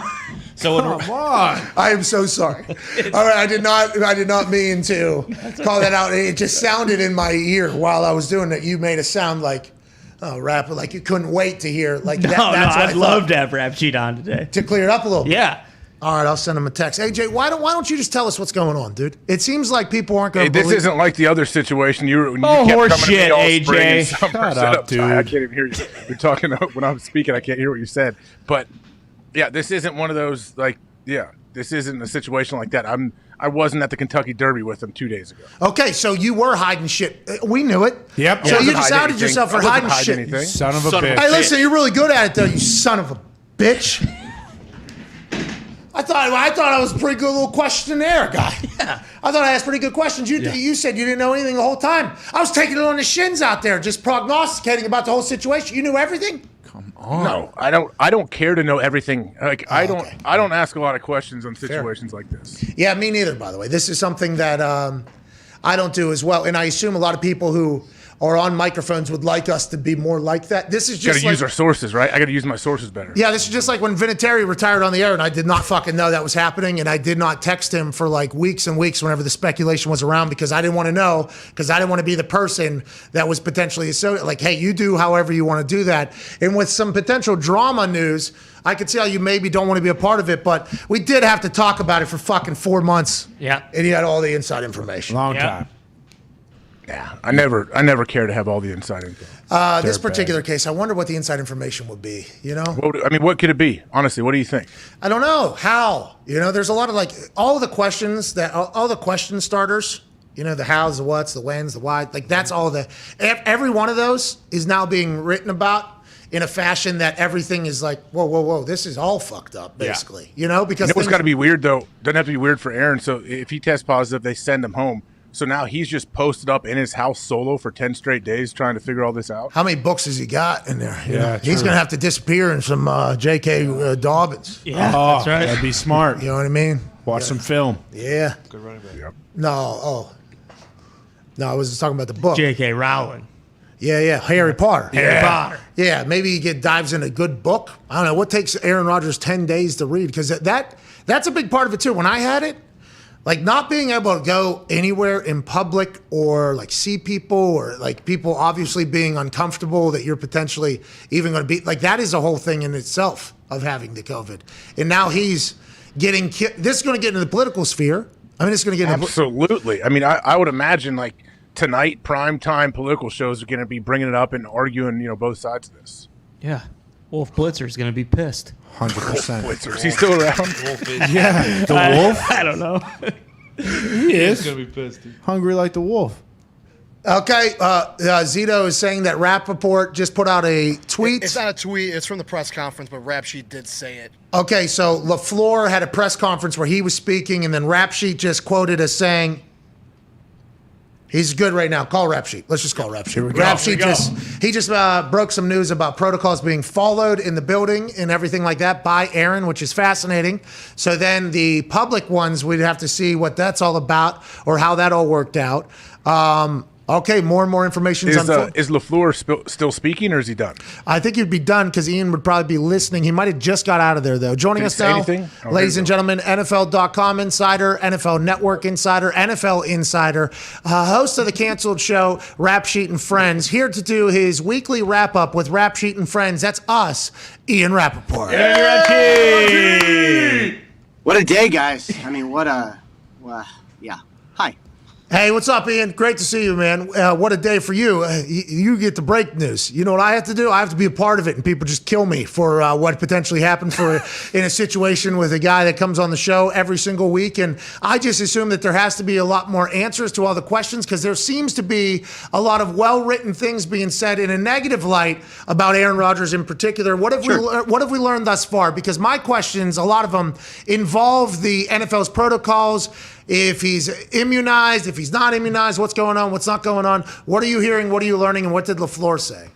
Okay, let's go through it. Well, first of all, LaFleur did not address whether or not Aaron Rodgers is vaccinated. He said, I'm not going to get into the vaccination status of my players or coaches. He was asked why Rodgers used the word immunized instead of vaccinated in whenever that was, August. And he said, that's a question for Aaron. That is what LaFleur said. Here's what I know. The team has known that Rodgers is not vaccinated. According to the letter of the NFL law, they have known this for a very long time. Rodgers has been wearing a mask in the building. He has been following the COVID-19 protocols for those who are unvaccinated. He has been undergoing daily testing. Sometimes at press conferences, he has been seen wearing a mask around his neck, but not on his face. On the sidelines, he has not been wearing a mask, but I don't think you need to, if you're an unvaccinated player, wear one outside. Rodgers did go through a sort of, this is something that our good friend Tom Pelissero reports. Rodgers did go through a homeopathic or holistic immunization treatment, which he thought might be able to get him vaccinated status, but the NFL said that it would not. So he is officially, according to the letter of the law, unvaccinated, and that is why him testing positive for COVID-19 means he is out on Sunday. So he's been treated as a non-vaccinated player all season long by the NFL, by the Green Bay Packers. It just hasn't been something that has been seen by the media or reported by the media. Yeah, that's right. And so I will say, like, this is something we found out a little bit ago and kind of had to track this down and figure out what to do with it. But that's the big story, right? Because the people are saying that he misled, but you're saying, though, he really because in the building he wears it every single day. Yeah. Is that okay? This is fascinating. Yeah, I mean, everyone with the Packers, including a bunch of players, they've known that he was unvaccinated, and the media asked him, the local media asked him, and he said immunized, and everyone kind of went along. And I mean, that's not criticism. If that was me, I wouldn't have drawn a distinction between, well, are you vaccinated or are you merely immunized? I don't think I would have even known what that was. So I don't know that anyone did anything wrong. I just know inside the building, they've known that he was unvaccinated. So he's out 10 days. That goes to next Friday or next Saturday? Next Saturday, he's eligible to come off the list, which means he could play. I can't remember who they have. The Raiders, maybe. He could play the next game. Seattle, right? I'm sorry, Seattle. They have right. So he could play the next game against Seattle without practicing, which means we actually could see Russell Wilson come back from the pin thing in his finger and Aaron Rodgers come back from COVID in the same game. That's something. Well, we hope Aaron survives COVID, obviously. Go ahead, AJ. Well, is that Seattle game at home or away? I believe it's at home. Okay, that helps, right? Because if it was away, wouldn't you have to test negative on Saturday before they left for the trip? Yes, although he could also fly in separately. I'm sure, I don't know this, but I assume he's a guy who's been on a private plane or two. So even if it was on the road, he probably could fly in anyway. But home at least makes it logistically. Ian, you do know you've tracked it numerous times for your job. I'll tell you what's really frustrating. Yeah, you have. When people will block the tail numbers on the plane so you can't track it online. I used to cover college football. That's frustrating. Covered Alabama. I covered Mississippi State. Plane tracking is all the rage. When they block it, it's really messed up. Oh, is it? It's really messed up. How about when people just show up at the fucking airport and just wait on you awkwardly in the middle of the night? Isn't that a little fucking creepy too? Yeah, I mean, airline interviews are bad. How about this? What did you think of the Von Miller, I'm leaving the Broncos as I'm getting traded to the Rams, and then he talks to reporters rolling the window down? What'd you think of that scene? So I didn't see that whole scene. I've just heard the rollout about this. I'm happy you're on it right now, actually, and I don't want to divert away from the Aaron Rodgers situation, but I feel like all the information you just gave us was incredible. I can't wait to hear more. The homeopathic vaccination, I'm excited to learn about that. I am pumped to hear how or why that came to be. Aaron, obviously an incredibly intelligent human being, excited to hear the hows and whys. Let's move on to Von Miller, though. So there was a report that the Halloween party that Quavo was at, and Von Miller's Halloween parties have been in conversation over the past few years. I mean, these have been things that are notorious. I bet you they are a great time. It sounds like it is an absolute... Sounds amazing. Sounds amazing. Yeah, he spent six figures on it. But Noah Fant went on 107.3 The Fan, I think, in Denver, and he said that he was upset, obviously, that this story got out of the locker room, but Von Miller didn't want to have the party because the team was losing, and the Halloween party, he was looking for it to be an incentive for the team to win and everything like that. Allegedly, they talked him back into having the party because it's so much fun. Then the bill came for everything, and it was a couple $100,000, and Von Miller said, hey, we have to pay for the Halloween party, and everybody in the locker room allegedly said, hey, You have to pay for the Halloween party, and there's a little bit of drama. Are you hearing anything about this? And was this a part of the decision to trade the 8-time Pro Bowl linebacker and pay $9 million worth of the salary on the way out? A lot of that story is true about the Halloween party, right? So it did happen. Some players did get fined for being it because I think a couple players showed up late the next day, a couple $100. But I mean, that's I would let's not. Everyone should follow all the rules, but let's not pretend being fined a couple $100 is a big deal.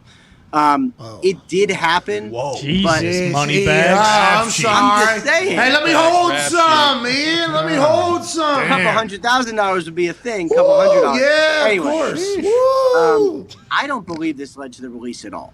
I really don't. I mean, the story happened, but the reason led to the trade, I should say. The reason that Von Miller got traded was because the team was able to pay $1 million and get a second and third round pick. That is a lot. I mean, that is a real lot to pay for Von Miller, a second and third round pick. That's substantial. And look, I don't know what get the fuck out of here, Ian. Who told you? How is that? Are you serious right now? I don't know if you're being serious or not. What?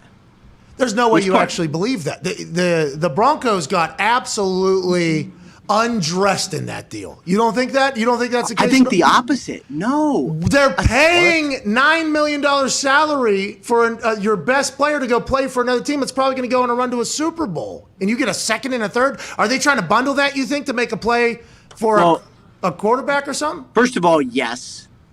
Including, we'll see, maybe a potentially unvaccinated quarterback who's out this week and has a chance to play next week. Oh, shit. The team stinks. He's not going there. Yeah, why would they go there? They're doing a fire sale so they can get fucking picks. They just got rid of the guy that hosts the $100,000 Halloween party with Quavo. I can't believe Quavo flew out to Denver. $100,000 party. I mean, there was a payment that was made. I mean, yeah, I'd assume. So that's the price. I mean, everything's got a price. Well, I'd assume that thing was well decorated too. I'm sure there was balloons and streamers and stuff. No, for real. I thought the price was legit. I mean, a 32-year-old pass rusher who's probably not coming back. You got like that's a real value, I thought. I thought the Broncos did well. AJ, I don't want to step on you here. I'm getting breaking news in my ear. Pardon my take, titled This Man, the Boat. Because there might be a greatest of all time, but there's only one best of all time. The man who said that if he wasn't in the NFL, he'd be smoking heaters on a construction site. Hell yeah. Blake Bortles is allegedly en route to Green Bay, Wisconsin. Here we go. Wow. Breaking news to you, Ian. What are your thoughts on that? Is this something that they had him in earlier, right? Whenever Jordan he'll probably sign with the practice squad, and then I assume get bumped up if Benkert doesn't. We'll see if Benkert's able to play. I would assume that Banker would be the one getting called up. He's got COVID, Ian. What the fuck? Do you not even follow the NFL? But I believe, I don't know for sure that he's vaccinated, but if he is vaccinated, then he'll be able to potentially play on Sunday. So we will see. But yes, Bortles. Yes, very exciting. Ian, in Green Bay, what about the rest of that roster? Is there worry in Green Bay that they're going to have more positive tests as the week goes on? Yes, I would say they are a little worried. And they've had the intensive protocols for a while now. So daily for everybody now? Yeah, it's they've been doing daily testing, and now I think why Joe Barry is that? Because why is that the Thursday Night Football protocol, or is it before that even? Joe Barry. No, it was because of Joe Barry and Devontae, and then a couple other people. So once they got a couple, they've all been in mass and daily testing and all that. So Devontae, I think, should come back tomorrow, and Joe Barry should come back tomorrow. So hopefully they're on the other end of it.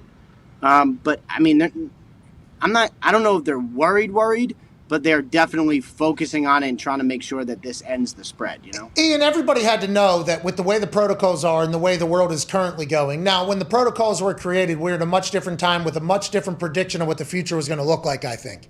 But now with the way the world is, I assume a lot of teams expected to potentially run into the buzzsaw that is COVID. Giants got 13 players that tested positive. The Packers had Devontae Adams, and it seems like it's just going to continue to go with the way the world is, especially not just Halloween being one of the most celebrated holidays in the NFL in the locker rooms, but Thanksgiving, Christmas, and the world being open again. It seems like outside the NFL, much different world than inside the NFL, but you got to do stuff to be in the NFL. Do they all just expect this to happen?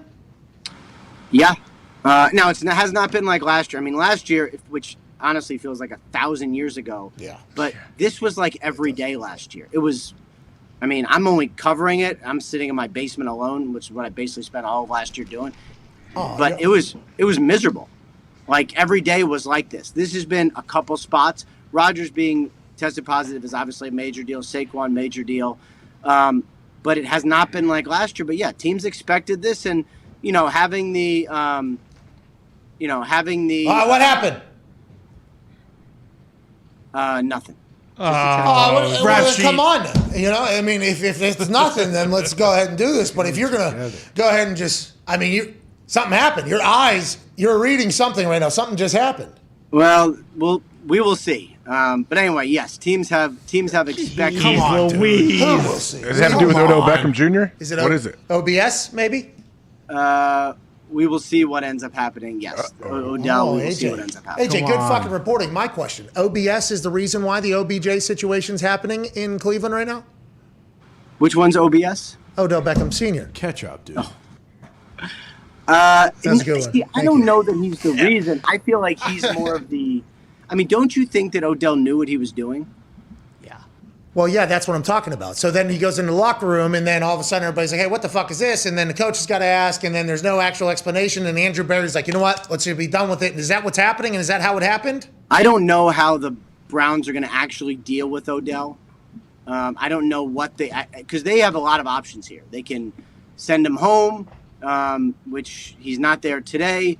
They can cut him. They can suspend him. They can force him to play and then make him say, no, I'm not playing. Like there's actually a lot of different ways they could handle it. Having a disgruntled player. Now, most teams eventually move on because it's just not worth it. Now, the Browns are already paying him, and they have to pay him, so that is an issue as well. But, yeah, I mean, anytime you have someone's father posting videos of, look at my son being open – anyway, none of that is good. Go ahead, Connor. Yeah, rap sheet. Are the Saints going to stick with Simeon, or is there a possible Phil Rivers coming back to New Orleans? And also, what happened with Michael Thomas? All right, we'll start with the Michael Thomas thing. So he's out for the season. He had a setback on the same ankle, but a different injury. So remember, he had the tightrope surgery last year. And the ropes are fine, the ankle's fine, but there's a different injury that developed while he was rehabbing. He saw a specialist either Monday or Tuesday, and now he's going to have another surgery, so he's out for the season. So the Saints basically went through all of last year with, unfortunately, him not playing, and this year with him not playing at all. It feels like they're going to roll with Simeon. One thing that Sean Payton really likes is a quarterback who does exactly what he says. And Simeon does exactly what he says. He puts the ball where he wants. He runs the plays he wants. He follows orders very well, and Sean really likes that. So I'd expect that to be where he goes first before the most famous high school football coach in the state of Alabama comes back to the NFL. Okay, so Phil Rivers is ahead of Drew Brees in that conversation? I have not heard that Brees was asked to come back. Does he want to come back, though? Shit! Hey, He you got retired. some new hair. Get the He retired and got new hair. Yeah, and you said you're not sure that he was asked to come back. So that would say if we're going to, just like immunized was used, we gotta, kind of decipher your wording there. Okay. So do you think that Drew would come back if he was asked, or are you getting any rumblings that potentially the Drew Brees camp is maybe itching to, sling the pill a little bit? And it was so hard for him to retire. He went through so much to get himself to the place. Remember those videos of him like working out hardcore while he was retired? Of course, personal record. It was hard for him to retire. I would be surprised if he went through all that to get himself to a place where he was okay retiring and then came back. That would be very surprising. Oh, so you just said that Drew Brees potentially thinking about leaving football night in America and going back into football, which is potentially what Phillip Rivers had in mind whenever he said, I'll go play at the Saints. Oh, Drew will get itchy. He'll go, and then I get, boom, football night in America. Got the job Hi, now. that's Chess. Ooh. Sicilian. How you doing? Keep it moving. Chestnut checkers? Yeah. Like Yep. No, I'm a checkers guy myself. I think it takes too much heat, because you're supposed to live in the moment and just try to get kinged right fucking now. But I appreciate the whole forethought thing. We got to do 10, 20 moves ahead and then visualize the shit while we're tripping on hallucinogens. Go ahead, Ty. Rap Sheet, how come every year we hype up the trade deadline and then nothing fucking happens? Were you hearing that guys were actually, were there actually trades that fell apart that couldn't get done? Or, because Dave Brown, going to the Chiefs was the big takeaway for me. Dan Brown, he picks them up and puts them down. Don't disrespect a good doctor, Laurent Duvernay-Tardif. He got traded. He fought COVID and then got traded. Yeah, they shipped his ass out of town. Yeah, whatever. Well, go fight COVID again. Maybe somewhere else is what they said. Anyway, so there were some trades that happened. There were a lot of trades that were talked about. The big one was Deshaun Watson not getting traded, which to me was probably as big a deal as any trade that happened, because now he remains on the Texans, probably still not going to play, probably becomes the biggest story next offseason where a lot more teams will need quarterbacks, have the possibility of trying to trade for him, plus his legal situation has not yet been resolved, which was a big reason why he wasn't traded. I mean, to so Miami? much there. Was he going to Miami? That would have been that's the only spot he's waived. There's no trade clause to. But in the offseason, I mean, there's going to be, I would imagine, a lot more teams who need quarterbacks to say, you know what? Maybe. If this legal situation gets resolved by March, maybe they're interested. Okay, was Deshaun Watson? Did Sean Payton go after Deshaun? There was I read something. I have not heard that. I have not confirmed. Did I read that on the internet this morning though? I think it was on the internet. No, that was for Russell Wilson. Russell Wilson. Yeah. Russell Wilson. Sean Payton was allegedly trying to snoop around on whether or not he was available or not. Is that real? You think? I have not heard that for this season. Next season is Sean Payton. He loves. What is that? Let me read that. Jordan Schultz of the Schultz Report says one superstar quarterback under the radar today that teams have been calling about the whole season. Russell Wilson. League sources say several teams. Yeah, I don't. Wow, Schultz. I don't know. Not today, Schultz. Oh my God, you gave him a report card on the Schultz Report. After you said, fuck this guy. You let off with saying, who is this? Let me read this. And then, nah, I don't think so. Wow. Dude. Wow. He is a great reporter, and I will let his reporting stand by itself. I mean, you. Yeah, wow. Jeez. It's hot in the kitchen. Yeah. I haven't confirmed it. I just haven't gotten it. Nothing I can do. All right, well, if you do, let us know, please. And Schultz Report, we appreciate you reporting the news that Schultz hears. Okay, maybe you have a different source than the host of the weekly wrap-up with Rap Sheet and Friends. We appreciate the hell out of you, Ian. Have a great day today. Can't wait to hear more about the homeopathic immunization and everything else you're going to have to deal with. Great. Yeah, have fun with that. You're probably going to be reading a lot of medicine shit. Oh, dude. Hey, good luck out there. We're going to be telling Thanks, guys. Hey, we're going to be saying dumb stuff about sports over here. If you're ladies and gentlemen, Ian Rappaport. They have to become medical professionals and legal professionals whenever it's something like that, these insiders, because their wording of things is so important. It's crazy. This is probably a very miserable time for old Ian Rappaport. Well, Gumpy says that Florio is both of those? Isn't he experts in both? Hey, Florio wrote an article today. Once again. Hey, he was waiting on Aaron. Oh yeah. Oh, really? Okay, I'm gonna have to check it out. Hey, No, you're gonna get mad. Hey, that Italian's good with words. He's been waiting for today. I mean, he pieced some things together there. It was like, valid? I mean, these are questions that, should be asked, can be asked, especially for all of us on the outside looking in. Like, there's a lot of very valid points being made by a lot of people. Now, Rappaport reporting that he had been following the protocols in the building and outside doesn't have to because it's an outdoor stadium. That's an entire thing. That would make sense for why Carson Wentz is potentially wearing a mask as Lucas Oil Stadium whenever they shut the roofs at the end when he's doing the interviews. That's crazy if that's how quickly that thing changes, by the way. In Lamar and Baltimore, it might be different rules there. I'm not 100% sure. How about those windows in the back, right? Those are always open. Yeah, I don't know. I'm not sure. Well, that's what makes no sense. Is if the NFL knew, then why wouldn't they? Like, because he's been doing the interviews, like apparently with a mask around his neck. Like, if they've known he hasn't been vaccinated or that he wanted to do this homeopathic treatment, and they've just waited until he got COVID to say, like, Well, you know. Hey, to be clear, and I don't want to dive into that, but I don't know.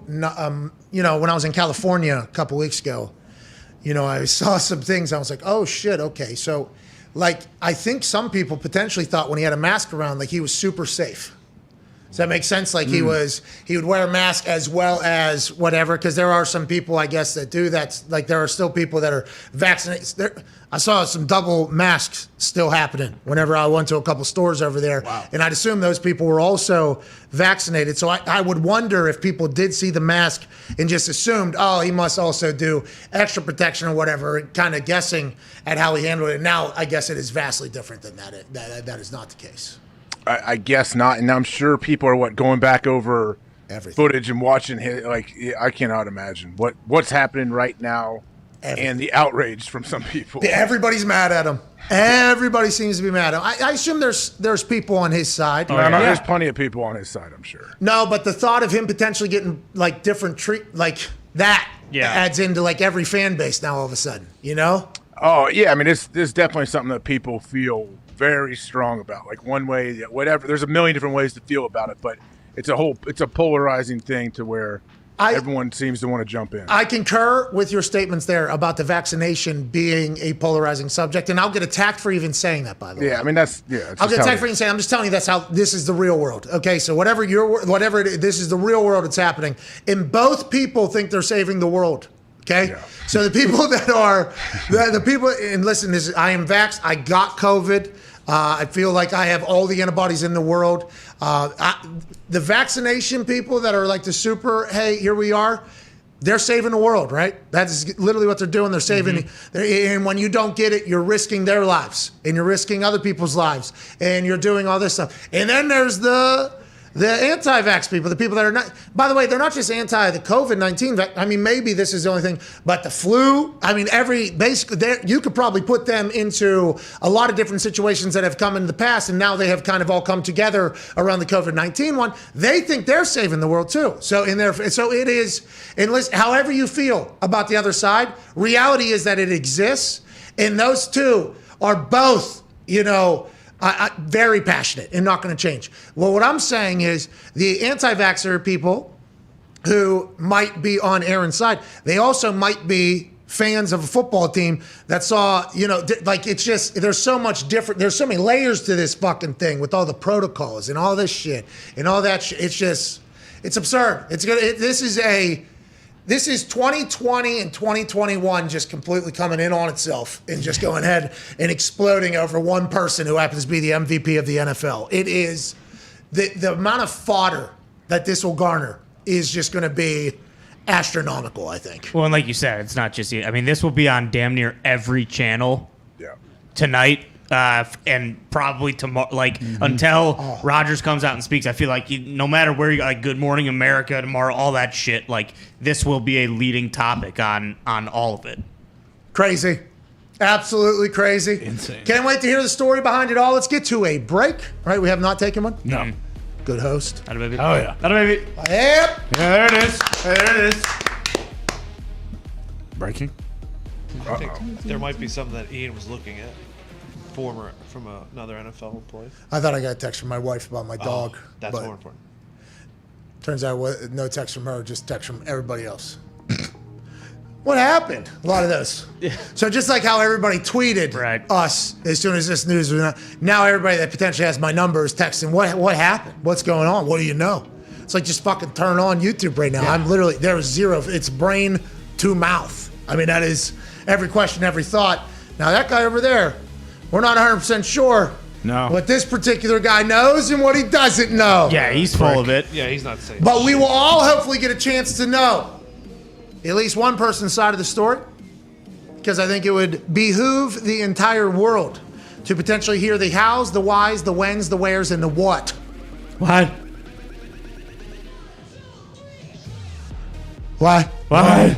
A lot of people are going to ask those questions. We're back in 4 minutes. We'll continue to do those things and cover everything happening in the world. Hey, congrats to the Braves. Hey, brother! Braves won the World Series. The World Series happened. That's right. Baseball, man. Woo! What's that, AJ? They smashed the Astros in the Astros park, right? Yeah, they went into their house and said, fuck your couch. That's what they did. Yeah. They say, and your garbage cans. And your little bionic buzzer thing. Yeah, exoskeletons. We'll go into your rigged arena and we'll hit gong shots to win the piece of metal from Rob Manfred. Hell yeah. Hell yeah. Hell yeah. Congrats to the Braves. Hey, let's go, Atlanta. How about old Freddie Freeman out there? Hell of a ball player. He can swing the stick. Old young Jock Peterson. That's right. Jocktober. Oh, we've been talking all about, what's that? Dansby Swanson? No, Dansby. I thought you were going to talk about your favorite player, Dansby, out there. Max Fried threw a gem. Oh, my. Chipper Jones is cheering so hard. Oh, yeah. Chipper, what a guy. Congrats to the Braves, dude. Congrats, Braves. Good season, baseball. Congrats to Seahawks fans. Hey, Russell Wilson's back. There you go, Seattle. You've heard of your Bible verses. Mm-hmm. What? Well, I got one. What? It's Austin 3:16. What? Congrats to Michigan State. Hey, Michigan State! Spartans! Oh, jeez. No, congrats to Michigan State. What do you mean? Right. Those cheaters. We know what they did. No, congrats to Michigan State. Coach T has the boys playing. Okay, I'm happy for the Go Green. Go white. Jesus. See? I can't be caught on camera screaming that. That's what I'm saying. Yeah. But I am happy for the Michigan State Spartans, and I think they do deserve one of the 4 spots. But it's hard for me to be happy for any of the top 4 in the college football playoff that the College Football Playoff Committee put out just last night, because one of our friends, okay, your friend mostly, getting fucked. Come on. Cincinnati, 6th overall. And they say, oh, this is just where they're starting. This is good news. It's like, nah, they'll get jumped. They'll be bounced out quick. This is bad news. The fact that Alabama's already above them, they lost to nobody. I mean, this is not good. Once again, we are going to be left with the question, could Cincinnati play in the college football playoffs and actually do some damage, not only for themselves, but for the UCFs of the past and for the other teams maybe in the future that are looking to get into one of these Power 5 conferences. Even though Cincinnati's moving into the Big 12 next year, there'll be another team like a Coastal Carolina, and they'll get hopefully an opportunity because Luke Fickell and these incredibly experienced and veteran-led Cincinnati Bearcat squad could go and do the damn thing. But of course, a bunch of stooges in suits will fucking leave them out of it, AJ. Why is it only 4 teams? Okay, let's change that. Why are these doofuses the ones in charge of this whole thing? And how come we can't just be told directly, the only thing that matters is money, AJ? Well, they're never going to admit that to you. You know that. But, okay, so let's say Cincinnati wins out. Are they going to get in? That's all that matters. The answer is no. Yeah, no way. Really? So, yeah, I mean, because Ohio State plays Michigan State here in a few weeks. Who did and Oregon they'll lose just to? swap. They'll just swap. Oregon lost to Stanford, beat Ohio State. Yeah, okay. Yeah, I mean, there's a lot of prominent college football people that take a lot of pride in being absolutely outraged every year when these things come out. So I just leave most of it to them. All right, well, consider me one of them. Yeah. All I care about, if we win all of our games, are we going to be in the top 4? That's all that matters. Who cares right now? It shouldn't matter. Like, if you win all of your games, you should get a chance to go and try to win the big one. What if your schedule stinks and you don't look good winning Not your against fault. shitty teams? Not your fault. Listen, I have seen a little bit of what the fuck's going on the last couple of weeks, although some of the scores did not indicate it. They have looked a little bit different, but all teams potentially have those games against shit teams. Now, I'm not saying that Alabama losing already, and Ohio State is. I mean, there is a lot of times where teams look bad, but just the mere fact that they aren't in one of the power conferences is the only reason why they're not. Now, it's not their fault that teams won't schedule them. At West Virginia, when we were at West Virginia and we're trying to make a run and everything, that was back when it was BCS, so it was even worse. Like, BCS Bowl was really meant something, I guess, and it was celebrated, and it was a big deal, but there was only one national championship that was voted on, that was figured out, so it was similar, but obviously much smaller. And we always thought, because we had a good team that came out of nowhere, basically, Pat White, freshman, Steve Slayton, freshman, Darius Reynaud, freshman at the time. Owen Schmidt was a sophomore, but the entire team was very young. So as we got good it was hard to schedule teams. Yeah. Teams weren't just wanting to play against us. So when the AD was trying to make the schedule a little bit more difficult to maybe make it more appealing for the people that are doing the rankings and the judging, even though we're on Thursday Night Football like 3 nights a year, and it'd be the most watched and Pat White, most electrifying player that never gets talked about in college football's history. We tried to get good teams to play, and allegedly they couldn't make it happen. That's why some of these schools have to pay these schools so much money to come play, because there isn't like people signing up to play against some of these teams, because they know at the end of the day they have to make some stooges like proud or happy or impressed to get a shot at it. I think it's a busted system. I think it's bullshit. And if Cincinnati gets in and gets buzzsawed, which everybody says will happen, well, that happened plenty of teams that have gotten in the playoffs and gotten buzzsawed in the semifinals. So I just think any given day, whenever people are aged 18 to 22,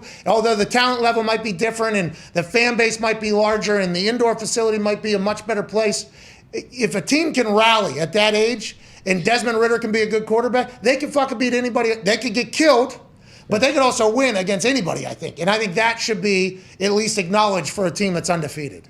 I mean, yeah, that's why it does make sense to go to 8 or 12 teams, possibly. Just I've open seen that thing up. some people float some different like options out there, and yeah, that's what it seems right. But there's still going to be teams pissed off that are on the bubble. What is it, Power 5? Yeah. Mm-hmm. Right? And then Group of 5. And then Group of 5 is the other one. Why not just Power 5 champs and then 3 at-large bids? Perfect. Pretty easy. Yeah. Boom. Then it matters. The tournaments matter. The games matter. You get extra playoffs. You got 8 teams. Feels like that's the answer. But what the fuck do I know? I don't know. Why don't we open up to 64 teams? How about that? Well, my kids don't want to play. They don't want to play more games. You know, listen, if we're getting in with 4, we'll get in with 12 or 8. It's like, maybe not this year, but fucking in the future when we get rid of this Uyangalele guy. Yeah, seriously. But you think there's enough teams to have that type of playoff? And how about the students? You know, that's what I care about, the students. I talk to my players. They don't want to fucking do it. They want to do it. Got midterms. All right, dude. You know? Let's fucking give these guys, let's give the West Virginia Mountaineers of the modern day a shot to go get it. Hell yeah. You know? I mean, a lot of it's on your reputation and what you have done in the past. And Cincinnati's been doing it, but they just haven't been doing it long enough. Yeah, but they go into Notre Dame and beat Notre Dame, and everybody's like, oh, that Notre Dame team's fake. I'm it's on like, board well, with you, man. If that Notre Dame team wins, you guys will have them in the top 4 immediately. True. It's like, what do we even... So I think your West Virginia teams would have been in because the Big East was not as big of a joke as the Conference USA Conference or whatever the USA. hell it is. I they're think in. so, too. Hopefully. I don't know. You lose one game, miss a couple kicks in the first quarter of it, you'll remember it for the rest of your life, though. I will tell you that. It would have been nice to be able to get back. You know, it would have been nice to be able to get back there, especially for the team. But you got to know your circumstances well. But God damn it, let the Cincinnati Bearcats play. That's right. We're back in 4 minutes with some phone calls on the 5 Energy phone line. Can't wait to hear those. Oh, yeah. Can't wait to hear those. How you doing? Keep it moving. See you in 4.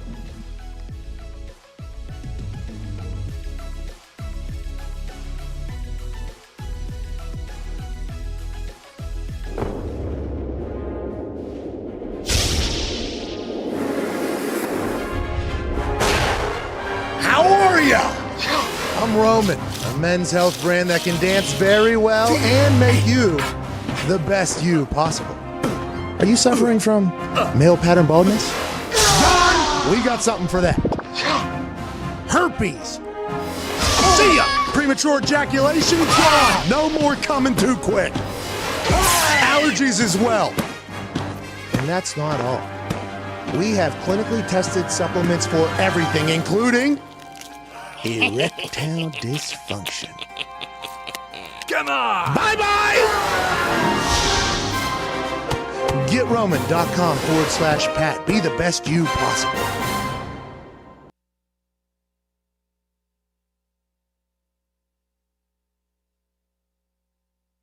I never told you this.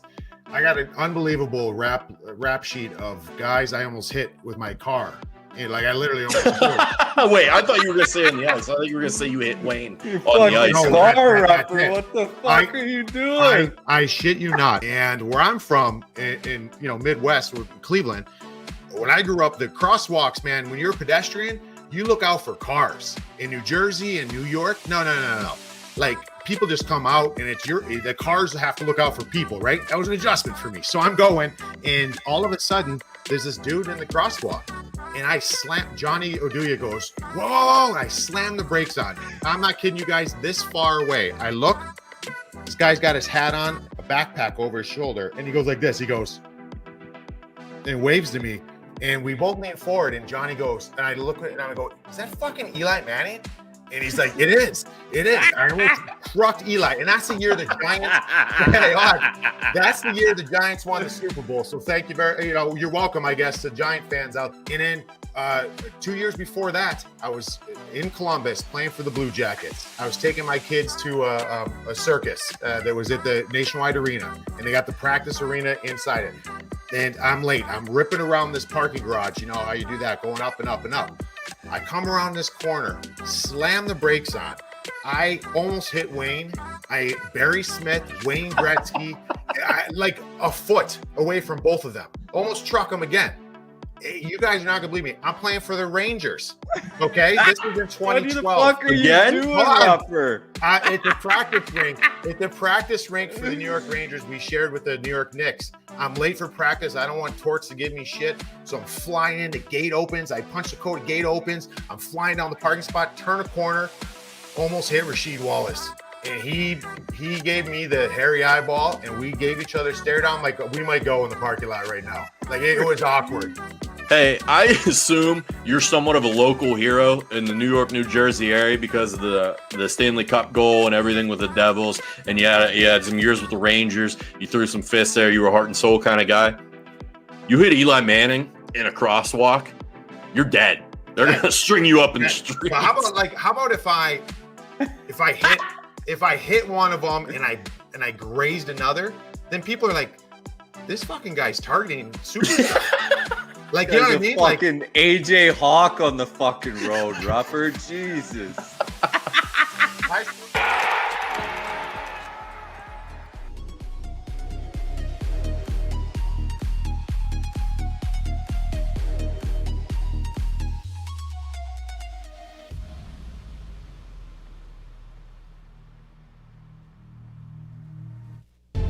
This is the Pat McAfee Show on Sirius XM Mad Dog Sports Radio. We thank you for taking the time to seek out this small regional show.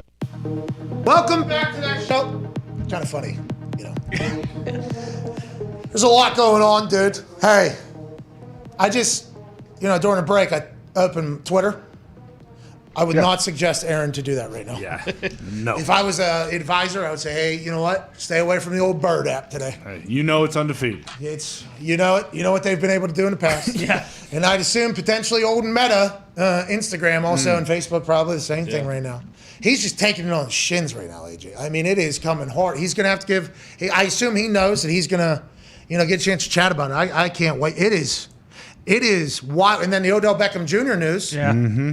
Hey, the NFL is pow, pow, pow. How do you like me now right now? You just burn yourself?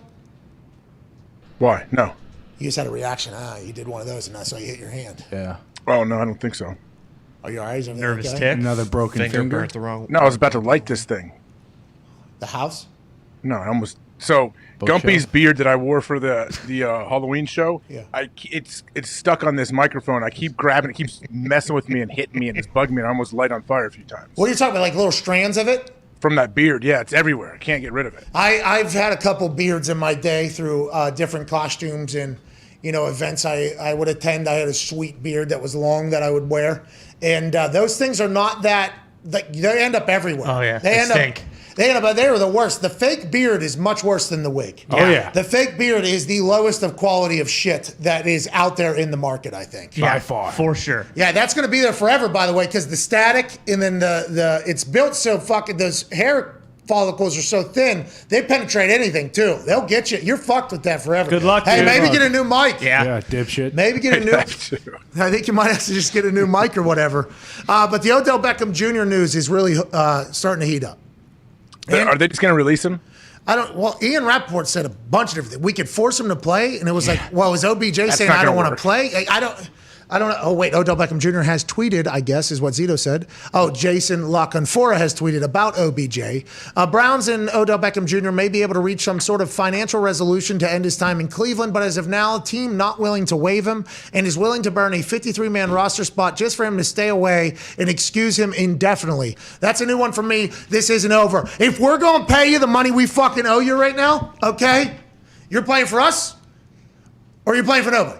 Okay, so you can just stay home. I do not care. But I am not going to turn on the TV on Sunday night after our game, and I'm not going to see Odell Beckham Jr. in another jersey making a high and celebrating if we are paying you, is what the Cleveland Browns are saying right now. Yeah. That is, if that Jason La Canfora, Paisan?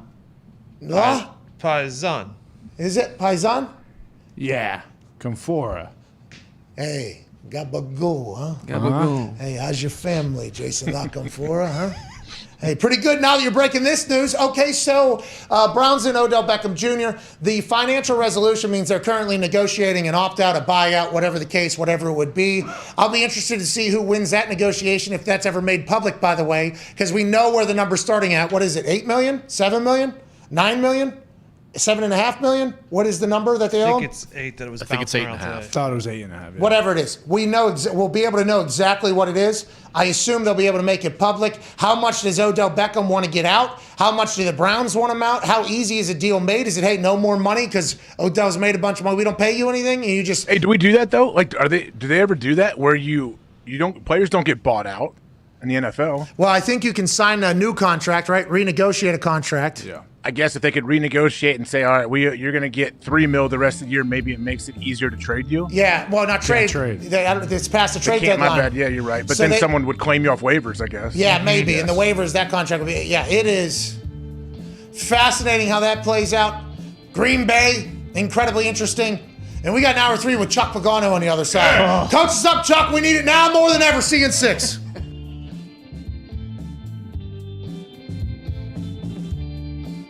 You actually had a chance to coach one of the smartest humans to ever play in the NFL, and Andrew Luck. And I've told this story before where he made a check in the OTAs in the walkthrough, like the first one he was at, that the rest of the team didn't even know what it was. It was his first day on the practice field, his first day of practice, and he checked out of a blitz. Was that true? And was it at that moment you're like, oh, okay, we got the guy? Is that immediately how that thing happened? And did that thing actually happen with Andrew Luck? Yeah, so he finally shows up, and he's missed the lion's share of the whole offseason. No offseason program, no OT. He's made one rookie mini camp, and then he's gone. And he finally shows up. We get out to practice, and we're, like you said, we're in a walkthrough, and BA calls a play, and he goes to the line of scrimmage. He's getting everything set up, and all of a sudden it was alert, opposite, makes us check, and T.Y., Reggie, Dwayne Allen, everybody in the back. We had the whole offense over here, the whole defense over here, 3 lines and chains. I spent the whole day, get the F back. I was the get back coach. And all of a sudden he rips out this check, alert, and changes the whole play, changes the protection.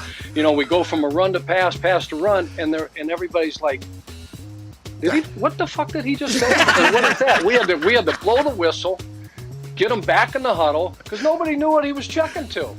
And we're figuring, okay, this guy is a genius. He is a brainiac. You have got to experience so many things, both as a businessman off the field and on the field. Is there a moment when I ask this question, it pops your mind, what's the craziest shit you've ever seen in your entire life? Because there was a time there where it felt like you were just getting dropped into insane situations and the world was watching you do things. Man vs. Wild, you and that Bear Grylls guy, fucking electric. That was maybe the most electric shit I've ever seen. Is there anything that you think of whenever you think, what's the most ridiculous thing you've been a part of? Probably some of the most ridiculous shit I ever been a part of was, I had got the restaurant which I'm in right now, and when we first got it, I would come in here and I would clean up and go outside in the front, sweep up, make sure everything looked nice and shit. And one morning I got up here and I noticed, damn, this is a funky ass smell. And I looked, to the side of my front door, and it's a big ass pile of shit. And I'm talking about human shit. Yeah, and it's right on the side of the door. So I was like, somebody done came and popped the shit right in front of the door.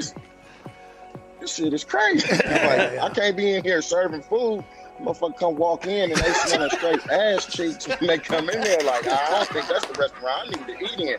So, man, I get the water hose and I'm hosing it down. And, I see, we got a couple, dolphins that usually walk back up in front. Hey, man, did you do this? Like, oh, no. So, one of them owned up to it. I said, look, man, check it out. So you don't do this no more. Look, you come by here, we get you we get you a broom and you help us, we help you.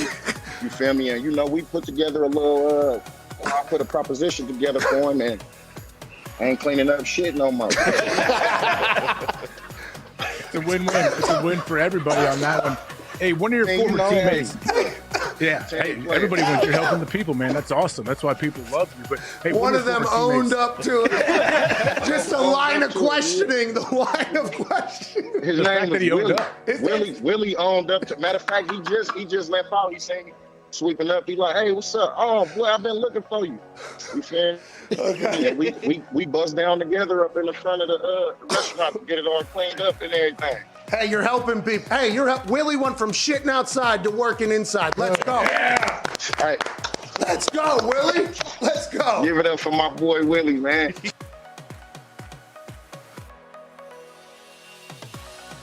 What's the most beer you did in one night you think of one of those shows? Well, I never forget when we went to Japan one time. Dudley, Stacy Keebler. I mean, there were so many people out there. I think we went through 103 or 108. Now, between just for myself, I'd always make sure to have about a 12 or 18 pack there. And, here's the thing when some people say, oh, shit, man, you got too much of that beer on you. You don't even know how to drink beer. It's like, dude, fuck you. You don't know what I'm trying to do. I'm trying to entertain 20,000 people in an arena. If I just go out there and sip it real properly, how fucking exciting is that? So when you're out there on an empty belly and you're shotgunning beers and all that shit's going in, the half that was going in was for me. The half that was going on was for them. Nice. But I'm telling you, Pat, when you shotgun a bunch of beers like that and you're drinking about half of each beer, you got a pretty damn good buzz when you come out. And that's a sacrifice I was willing to make every single night. I would assume you were pretty fucked up, yeah. When did you start self-cheersing? When did you start self-cheersing? Was that something you did in college? You're like, hey, Steve, good for me, man. Like, when did that start? No, you know what? I got to give credit to Sandman for starting that, but he was bashing him off his head, and I don't remember, and it wasn't because Sandman was doing it, so I don't want to say I copied him, but he was the first.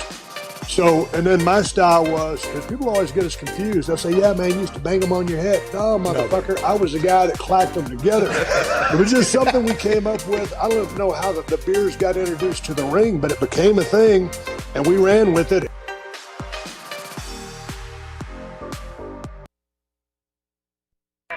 The Pat McAfee Show. There'll be no rules for our guests, for us, for the things we can talk about. Yes, speaking his mind. I've never had a problem expressing my opinions or my thoughts or anything like that. While being relatable. I haven't had that manufactured fake-ass celebrity that a lot of people have whenever they go on those big networks. I've had a chance to really build my crew, build my following, build my audience. And ridiculous. What am I supposed to do? So I'm supposed to look at something that I can definitely afford and say, nah. Is that what I'm supposed to do? The Pat McAfee Show starts in 3, 2, 1. Welcome back to that show. Hour 3 of the homeopathic vaccination Wednesday begins right now. Yeah! What a wild day, AJ. Probably more so for you than for us, but I'll tell you, whenever this news came across the wire, moments before we went live, it was very fascinating to be like, oh, so there's really going to be nothing else to talk about in there, even though a lot has happened, including a dynamic player for the Cleveland Browns named Odell Beckham Jr. Field Yates is reporting that if Odell Beckham Jr. was to be released, the team that would inherit $8.5 million the next year, then like 12 or something. There's a lot of money that is left on that contract. So I would assume the reason why the Cleveland Browns would rather pay him to go home and not do anything as opposed to trade him is because they don't know if he'd get picked up through the waivers, and they can't trade him. Obviously, it's after the trade deadline, but here's Field Yates' tweet.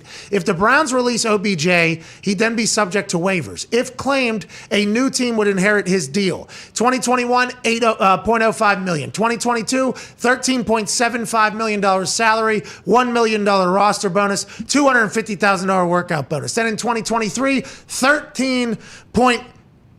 Oh, those last 2 years aren't guaranteed at all. Doesn't matter at all. This tweet means nothing.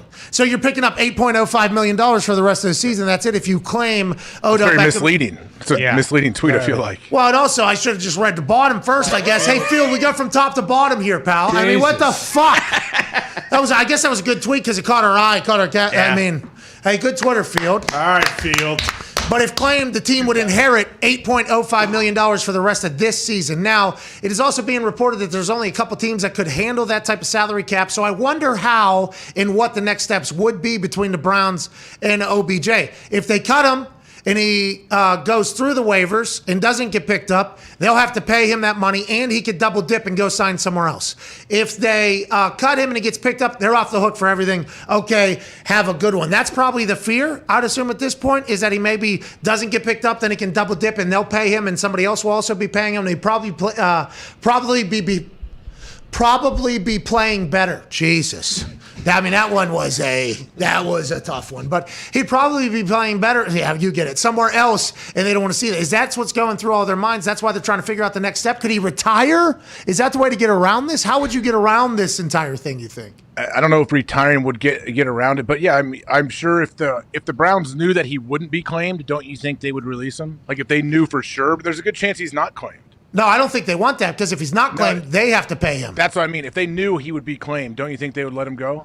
Yeah, so what would you have to do to get him claimed? You'd have to just drop it down to like a $1 million salary. But then if it goes down to like a $1 million salary, they renegotiate somehow and they get that deal done. Then some team that is not in the hunt at all, because the way the waiver wire goes is like, I think worst team to best team or whatever. He doesn't want to. That's the thing. Players a lot of times don't want to be waived because you go to the worst team that claimed you. Well, it's not until recent, by the way, recent history, I guess a few years ago, where vested players, veteran players, didn't have to go through the waiver wire. Like you got cut, okay, now you can do whatever. It was only younger people. They changed that rule, I guess, because now everybody has to go through it. That's insane to think about. That is how the NFLPA let that fly.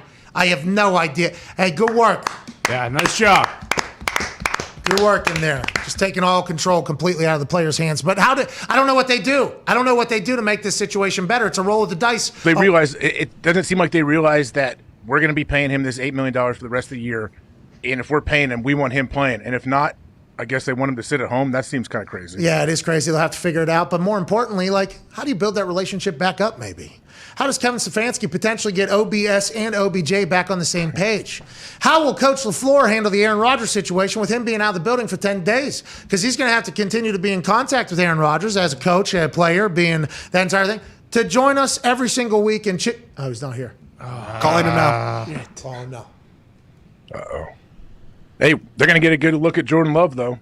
Hell yeah. That was good. Hey, they got a good look at him in this offseason. He looked a lot better than those first couple videos we've seen him. Mm-hmm. Yeah. Remember there for a while, the only videos we had seen him, and this is just like Sleepy Joe Donnelly. That's right. Yeah. And Jalen Smith, where we only saw one or two particular plays from practice, and they were Jordan Love's worst plays. I mean, they had to be. There had to be some. And then we started seeing some good. He started maybe making some progress.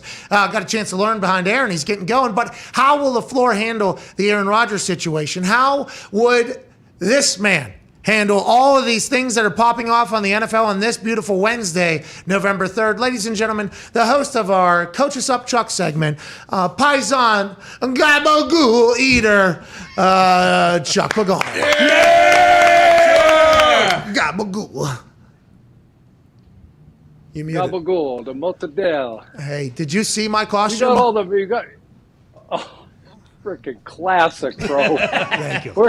Can you send me the whole setup? Yeah. The shoes, the sweatsuit. Yeah. Obviously the mask. Yeah. I need to wear that. Well, I think you're going to just naturally. Give it a little bit. I think you're naturally going to grow into that. Now, probably like 30 years from now or whatever. I was actually dressed up as you in the future. It was an amazing thing, and we appreciate you joining us every single week. I love our conversations. Honestly, I look forward to them. I feel like I learned something, and you give an angle that not a lot of people get to hear, which is a coach that's kind of unfiltered. I mean, not that any coach is ever super unfiltered, but you here, I feel like you've been letting it fly, and I appreciate that. If you're Matt LaFleur and this Aaron Rodgers situation happens as the head coach, And now it's coming out that the Green Bay Packers did know of his vaccination status, and obviously the world is being made of known of all these things. He has to still continue to keep a good relationship with Aaron, right? I mean, Aaron has to feel as if LaFleur is still on his side, even though the entire world is crashing down on him. How would you balance that delicate line there while also trying to get Jordan Love going, you think? Yeah, you got to tread very lightly, just because of your conversation about this whole vaccination thing to this point, because there's so many things involved here. It's such a political thing right now, and media right now, every news station, every channel, and every media outlet is blowing up about this whole deal. And so we're Matt, right. Yeah. Coach LaFleur definitely has to, he's got to have Aaron's back. Without Aaron, this team doesn't win 7 straight.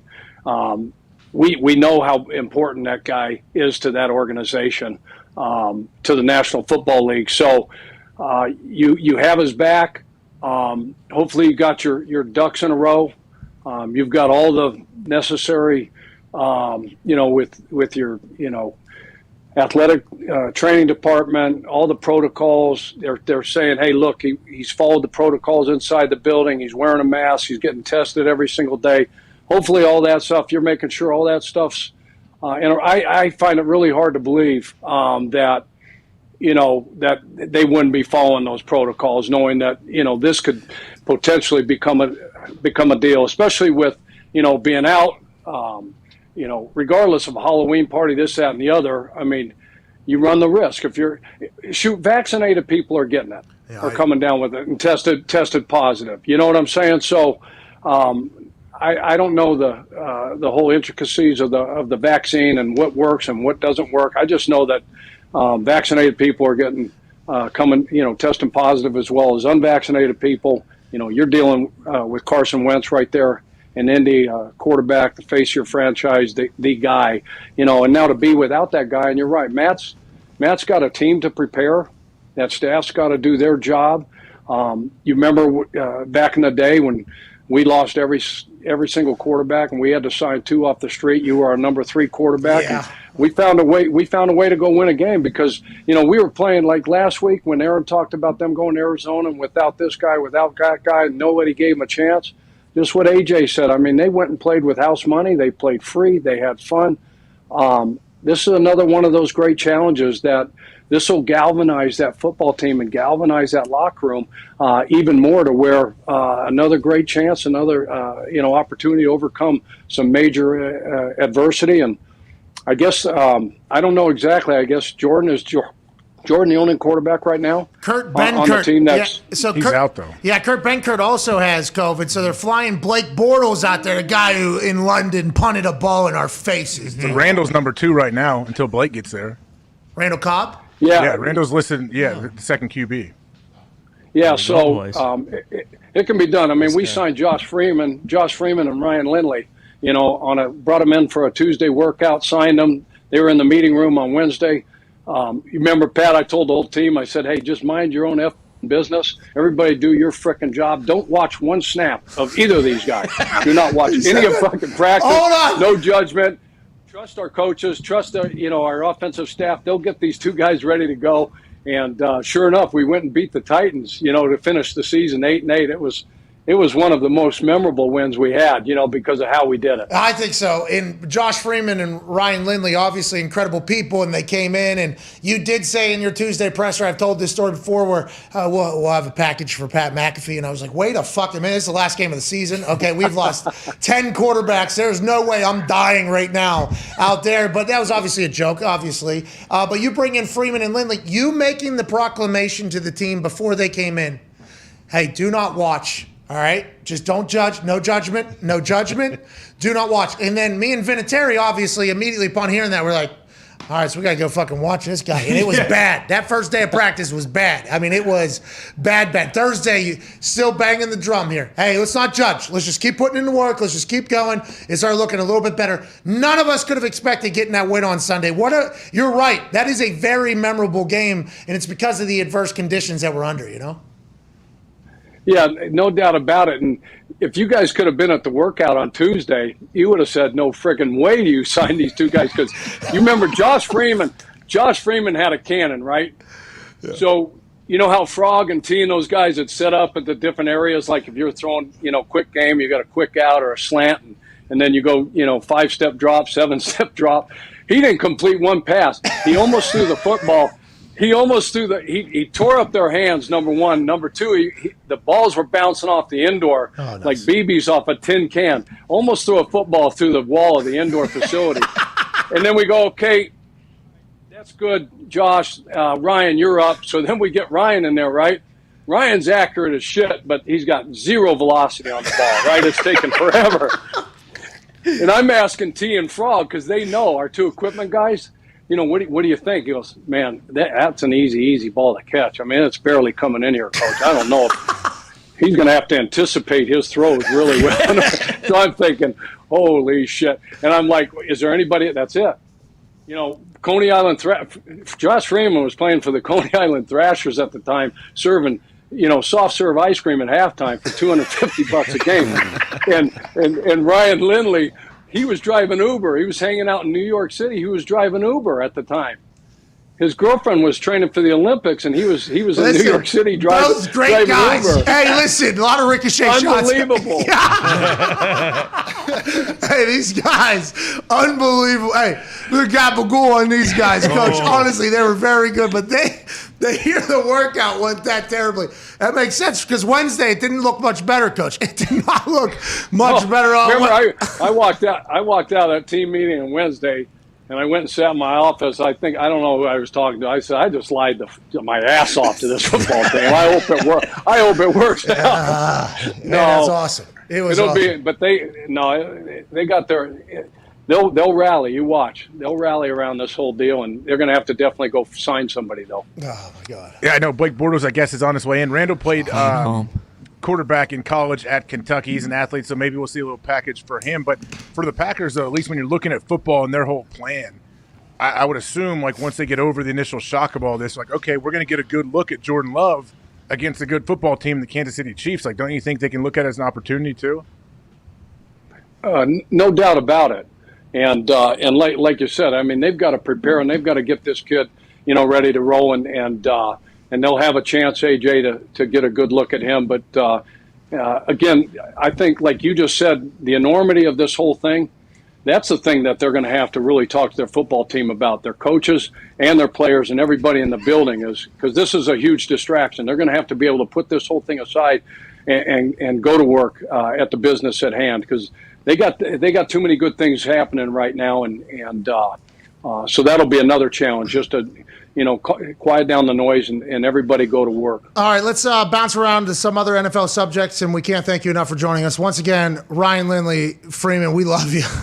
Yep. We absolutely love you. Thanks for that win. That was awesome. I do recall the idea you guys put in the strategy.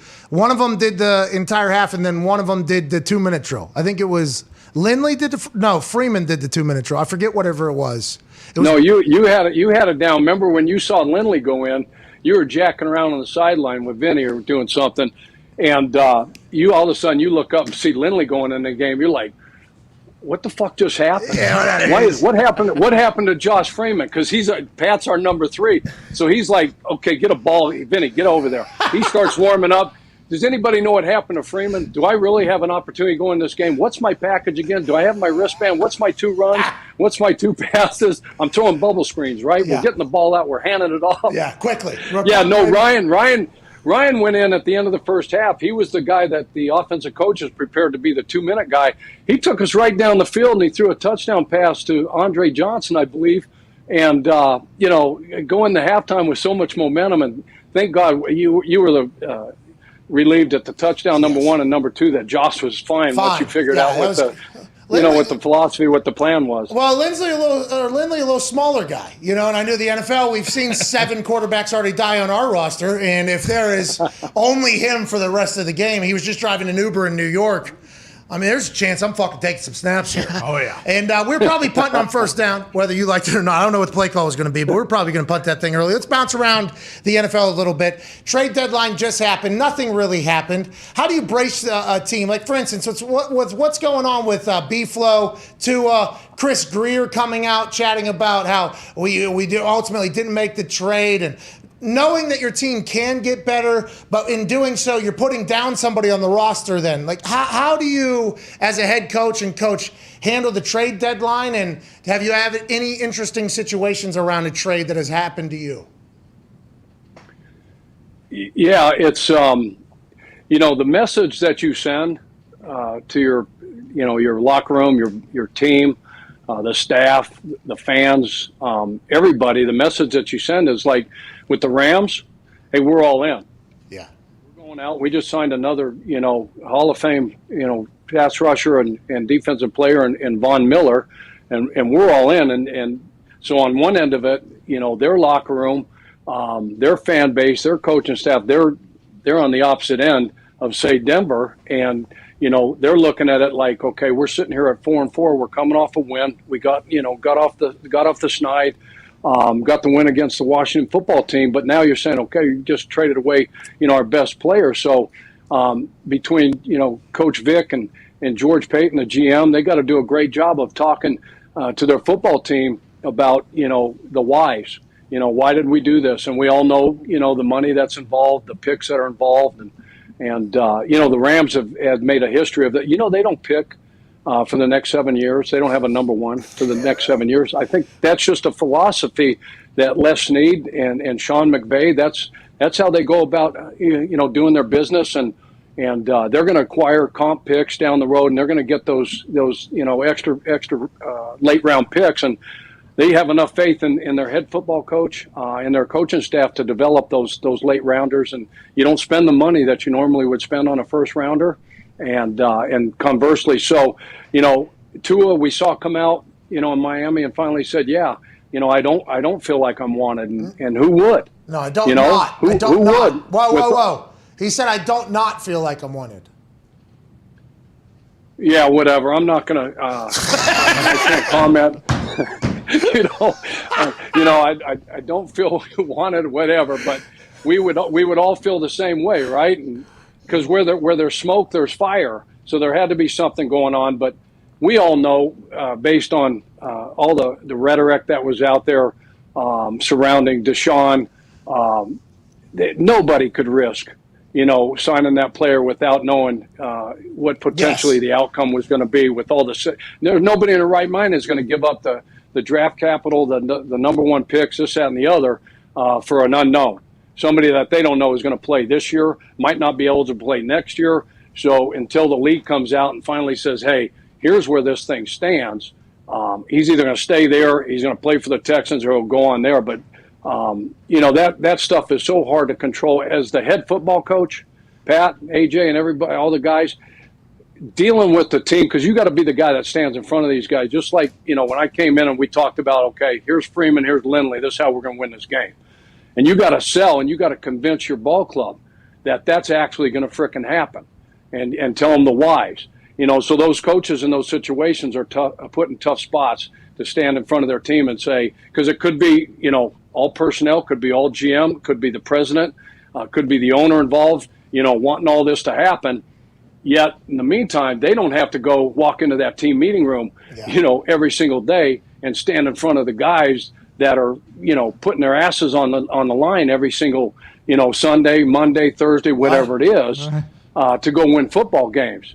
And they have relationships and they love those players. And nobody wanted to see Vaughn. And you, by the way, are viewed as a head coach like, oh, this person has a better relationship with the GM, the front office, than all of us, but you still have to give up a unified front to the team. B-Flow's in an interesting spot down there, especially now that Chris Greer is speaking about the whole situation and the owner. I mean, coaching during trade deadlines, because we brought in Trent. Remember, we sent a first rounder for Trent Richardson, and that was hyped up around the entire city. Like everybody, Jim Irsay was tweeting, hey, I'm sending a big plane to go pick up a big pick. Like it was a massive ordeal. And in the locker room, we were excited. I think people were excited, but there was also like, oh, well, who's going to be out of here then? That what does that mean? It's a fascinating dynamic in the human business that is the NFL. Go ahead, Connor. Yeah, Coach, if you're Bob Saleh and the Jets, how do you handle having Zach Wilson and you already spending the number 2 pick on him, and then also Magic Mike fucking White Lightning who just slung the ball around the yard? Like, if he continues to play well, do you think they have an actual competition, or no matter what, is it Zach Wilson? Yeah, what a great job that Magic White, what do they call him, White Lightning? Hell yeah. 405 yards, 3 tutties. You know, that's amazing. Yeah, that's a great question.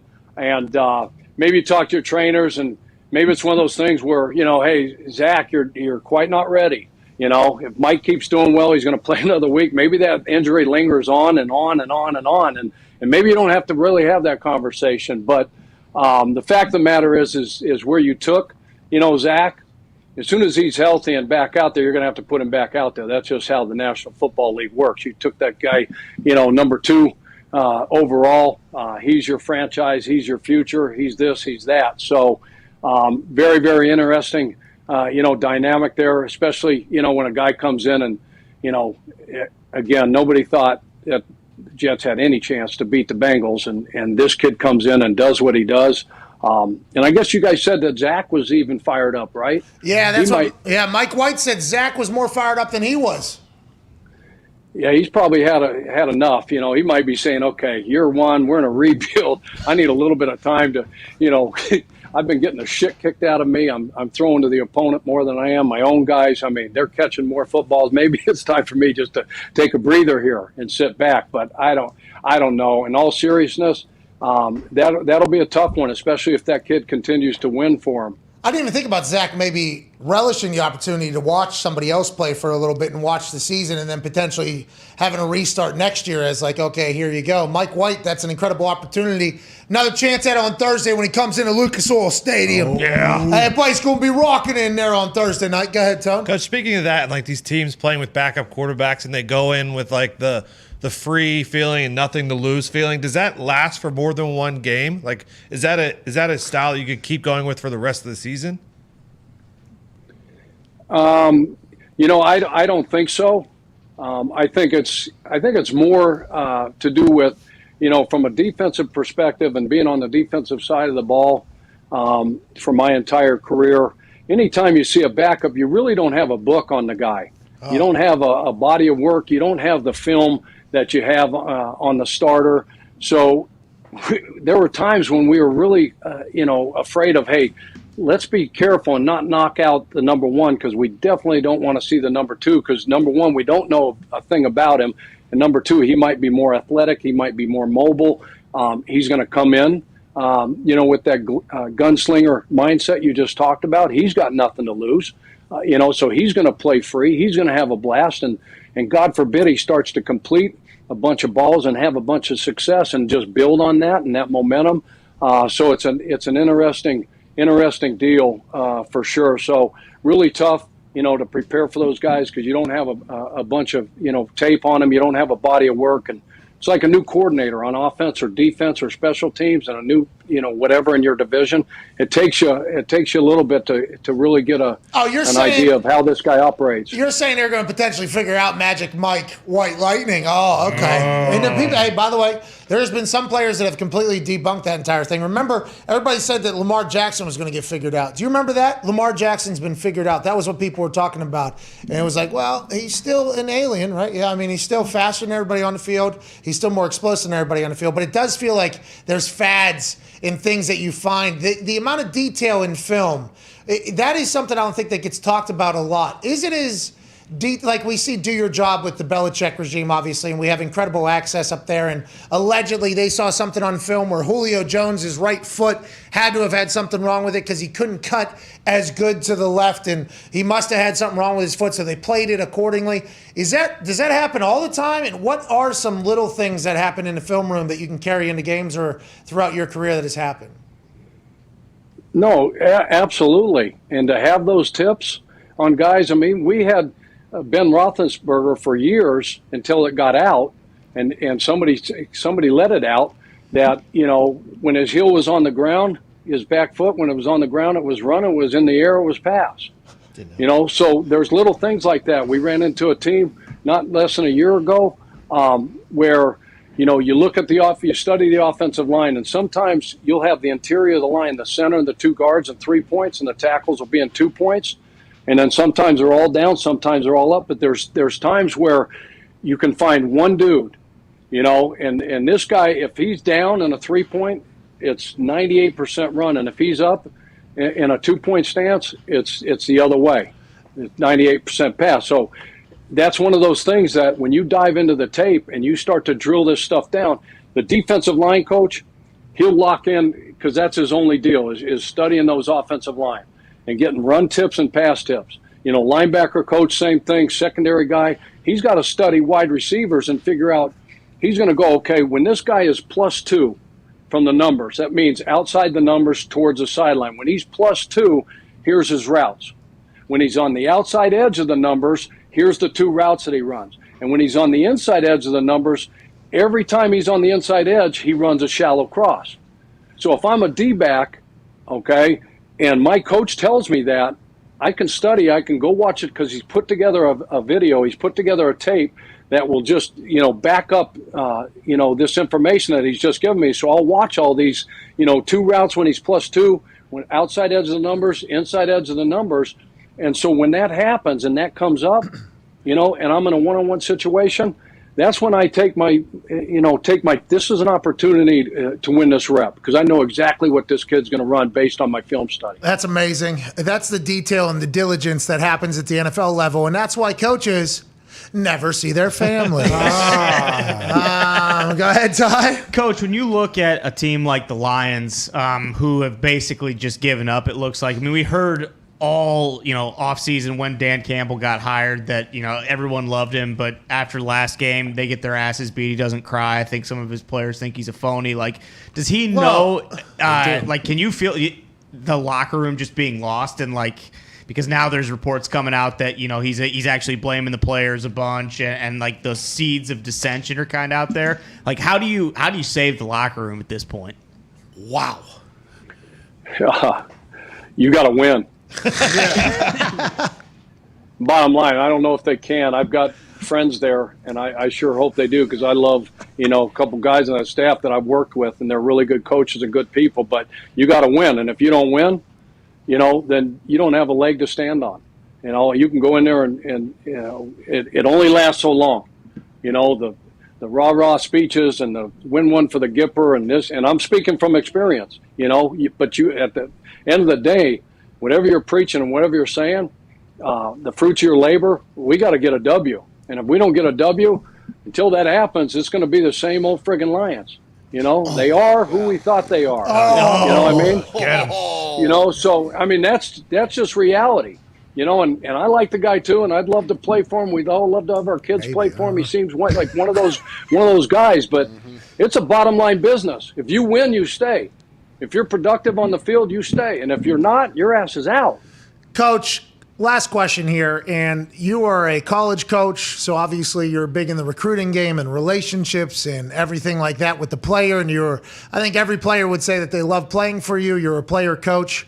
Whenever you see situations happen, like in Baltimore with the Raven who got shot, the guy who got shot in his leg, I guess it's not life-threatening. And then obviously Henry Ruggs just posted bail, $150,000 bail. He was, I guess his car was at 156 miles an hour just moments before impact and 127 miles an hour whenever the airbags exploded while driving with point. I mean, it's very sad. So how do you avoid those? What do you try to do? How do you get players to, buy into like the real world? Because I was young and very dumb. I mean, I was intoxicated walking the streets of Indianapolis when I got pulled over. And or not pulled over. I was not driving. I got actually surrounded and then, put in the back of a wagon. They had me both hands and ankles, by the way. Really? They shackled you? I was not running anywhere. It was freezing cold that night. Though. I guess. It was very cold. I was not going anywhere. They were putting me in the back of a wagon. I know it wasn't as freezing as it was wherever I was, but how do you try, like, what do you think old Rich Bisaccia is saying to the team, because they're obviously somebody passed away. A dog passed away as well. So incredibly sad. I assume Ruggs is liked by his teammates. Like that whole situation in Baltimore. How do you try to kind of keep everybody, you know, in the same page of like, hey, there's more to life than the crazy shit? You know, is that something you've ever thought about? And is that, if that's too deep of a question, I apologize. No, it's very, very sad, very tragic, you know, because we've all, like you said, we've all made some really, really poor decisions, you know, in our life, you know, and especially, you know, can imagine, you know, 22 years old and you got a bank account full of money and you're this great, great player and all that stuff is really hard to deal with, you know, so it's education. You know, there's so many lives that are impacted by this. You know, Henry's, I mean, he's got a beautiful, beautiful career and life ahead of him, and that's probably out the window right now. And definitely, yeah. And unfortunately for the person who deceased, I mean, that life's over. Her family's impacted, so it's just so damn tragic. And you know, like David Thornton, you know, shout out to him. He does a phenomenal job as the player engagement guy, educating the players.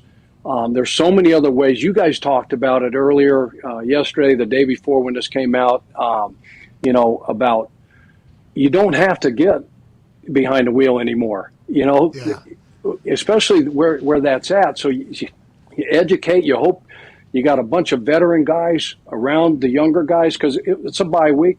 Both teams are on the bye. So that's all we talked about is being smart. You know, when we have that extra time, you got to be smart. You got to put yourself in really good situations. You can't put yourself in poor situations. And, you know, you hope the veterans grab the young guys and somebody there says, hey, no, you're not doing this. You know, and I don't know what the circumstances were, if there was anybody, you know, that could have, you know, maybe diffused this whole deal. We don't know all the logistics of what everything went on, but you just talk about it, you know, to your guys over and over and over, and you show them articles, and hopefully it's nothing to this magnitude, you know. But you educate your players, and it's real. Life it's can real. change. I mean, life can change in an instant, Coach. Like it's real. So it's so fragile. It is. It's so fragile, and that's why I'm so appreciative of every single day and appreciative of every conversation we get to have with you on Wednesdays of this NFL season, sir. Are you in Idaho? Back in Idaho. How is it? You did a cross country drive there. Were you you were just in a car? You should have got like the Streamline, the RV, did the whole thing, the old retired life. We drove my daughter's car because that's the car that my grandson rides around in all the time. So it's got the baby seat already in there, locked down. I mean, I think it's welded. I think it's welded in there. You know, it's got the roll bar in a X7 BMW. So we had a fantastic. We had a great trip. It was so much fun, and got to go see my mom and dad, and a couple of my siblings who are still living in Colorado, and introduce, you know, great grandson. We had 4 generations of Paganos around at the pizzeria, celebrating my sister's wedding. It was a great time, and I'm living a good life. And I'm glad that I'm not Matt LaFleur, you know, today, and having to deal with all the things that Kevin Stefanski, Coach Matt, Kevin Stefanski, and the B-Flow, OBJ, because I mean OBJ dealing with, you know, wide receivers, Pat. You know, they all want the ball. Give me the damn ball. There's only one football, okay? And we've got 5 skill positions, and we're going to hand it off, you know, a good majority of the time, because we found out that if you control the clock, you win the time of possession, you win the rush game, and you don't turn the ball over, you have a good chance. So we're not going to throw it every down, all right?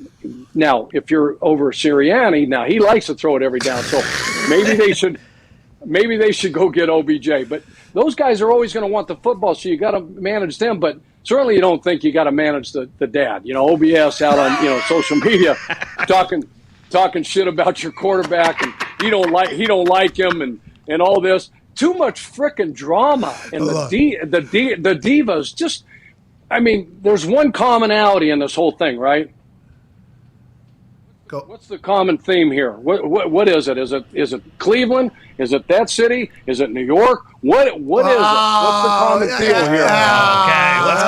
Let's go, Chuck. Okay, I hear what you're saying. We understand what you're saying. It's wild. You Andrew Barry's in the middle of that right now because if they release him, and did you know that? You probably did. I mean, you were in the NFL last year. I didn't know veteran players had to go through the waiver. I thought they were cool once they got cut or whatever. Now vets have to go through the waiver wire. I guess that is within the last 4 years. Where the fuck have I been following the league? I am so sorry. I can't believe the NFLPA let that happen. However, that got negotiated in there. But I think the roll of the dice here is Andrew Barry doesn't know if he cuts him and he gets picked up somewhere, they pay the $8.05 million guaranteed to him the rest of the season. I think he's okay with that. If he cuts him and he clears the waivers, they owe him $8.05 million, and he could potentially go to another team where Andrew Barry has to watch highlights of him and him double dip somewhere else. So I think that's what Andrew Barry's going through right now. And Stefanski's what? Just like, I don't even know what to do. I have no idea what to do. Is that where he's sitting, you think? Yeah, no doubt about it. Didn't you say earlier that they said, hold on a sec, you're not practicing today? Yeah, they sent him home. Okay, so again, where there's smoke, there's fire. Oh, so yeah. there's no reason. I mean, you send a kid home, you say no, you need to take today off. Yeah, there's something definitely going on there. It's never good when this kind of thing happens.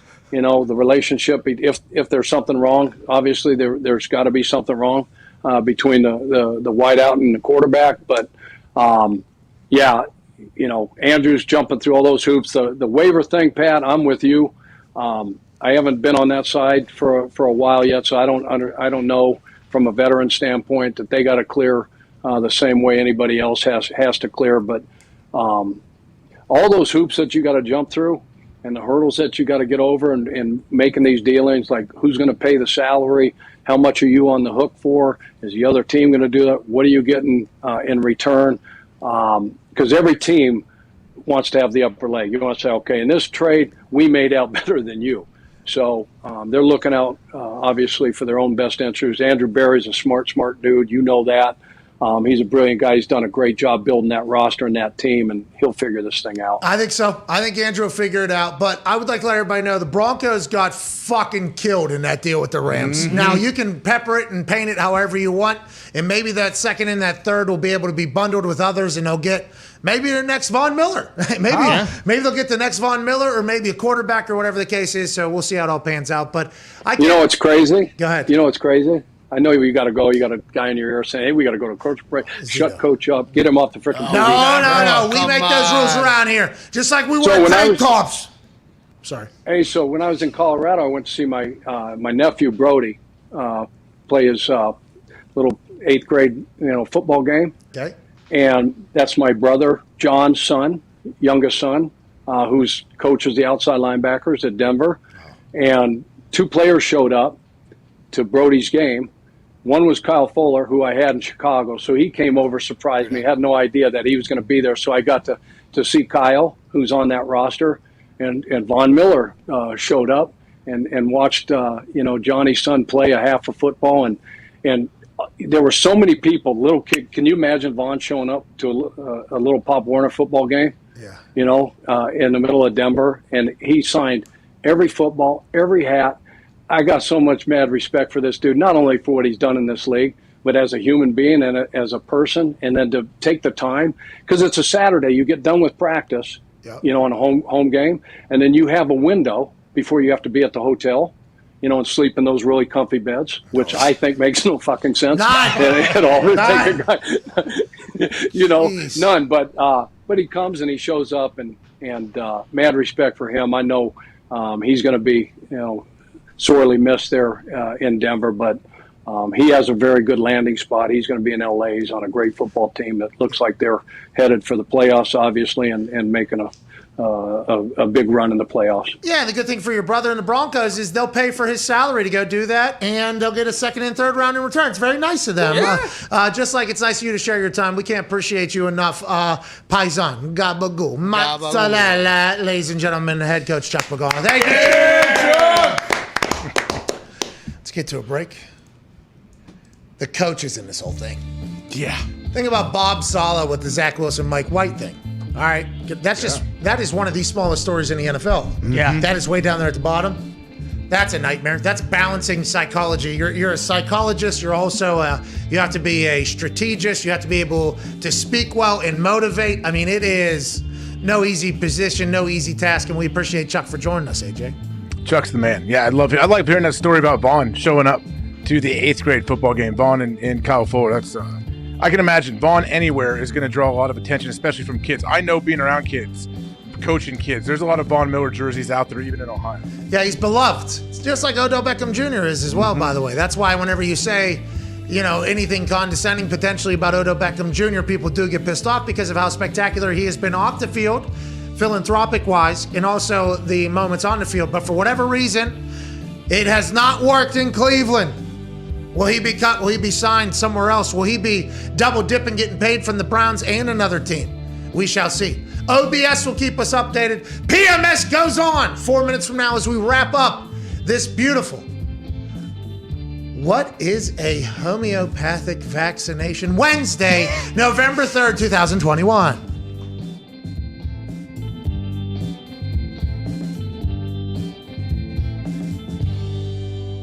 Joseph Montana, Italian-American out of Western Pennsylvania. It was a kidnapping attempt of his infant grandchild. Yeah, in the house. They came into the house, right? Yeah. And then he was sitting on top of the stairs. He's like, put the baby down. And they said, no. And he said, ah. And they said, no, I'm taking your granddaughter. He said, ah. And they said, I'm taking it. He goes, you asked for it. Skechers up, Skechers down. Yeah. Dart. There's no way. Then he ran down the stairs, and the baby caught the granddaughter after the beak of the lady that was trying to snatch the baby passed out. It was like one of those, boom, and they dropped it. And Joe Montana, he actually slid down the stairs. Head first. You know, like that, how people surf almost down the stairs? He did that and caught his granddaughter like this, and then he picked up the ball, and he actually put foot on kidnapping suspect, called the police with his Bluetooth and waited there. Unbelievable. That's fucking Joe Montana, dude. That's right. Today's event is me versus a Carolina Reaper pepper. A pepper that has what? 2.2 million Scoville on average. I think it's pretty much the hottest pepper in the world. In comparison, a jalapeno is 6,000 Scoville. For every second after it is in my mouth, I don't grab this milk. We'll give $25 to a random person in the comment section right now. $4,500 feels like a good amount to give away, though. And that'd be 3 minutes. This is going to be a long 3 minutes. That's redder than devil's dick. That crunch. How we doing so far? Doesn't look too bad. I should have taken a drink of water beforehand, though, because I think I had a dry mouth. I had a little cotton mouth. Oh, okay. Once the hiccups start, I think you're just about done for. What's your biggest regret in life? Do you have 2 more minutes in you? I think it's just starting to hit like the peak. The curve on this thing is just starting to go up. You are handling this much better than Bill did, though. You are, yeah. Billy Tubes was puking 10 seconds in. 130. 130. It's burning my esophagus. Do you feel like you're going to puke? Oh, I do. And that milk looks ice cold, too. No! Beer that broke my heart. Hey, one more. I'm getting lightheaded now. 45 more seconds. Yep. Now we go. Now we go. 8, 7, 6, 5, 4, 3, 2, 1. Dance with me. How you feel now? A little bit better, but not great. Oh, God. That's a bad idea. I need more. More milk.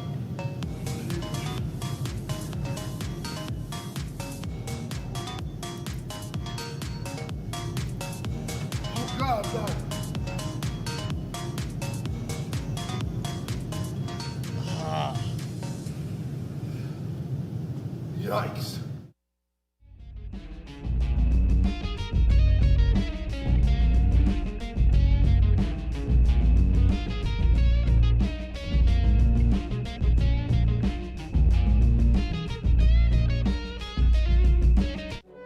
Every day is game day for these guys. It's showtime on the Pat McAfee Show. With the holidays around the corner, you need to be comfortable and you need to get some Bird Dogs joggers for yourself and for your family. Oh, yeah. With shipping this year, you got to get in on this now. Yeah. These joggers come in khaki, What? navy, What? and black, and they are just as comfortable as the Bird Dog shorts. With shipping this year, you got to get in on this now. Go to birddogs.com and enter promo code PATSBALL. And they'll throw in a free Bird Dogs whistle tip football with your order. Shout out. Shout out. It's a good ball. Thing whistles when you throw it. Lefty, what? Southpaw. Jesus. Good Randall defense Cobb has again. better left-hand throw than I do, which you saw us figure out in the middle of the conversation. That Randall Cobb is a lefty earlier. Go to birddogs.com, enter promo code PATSBALL, and boom!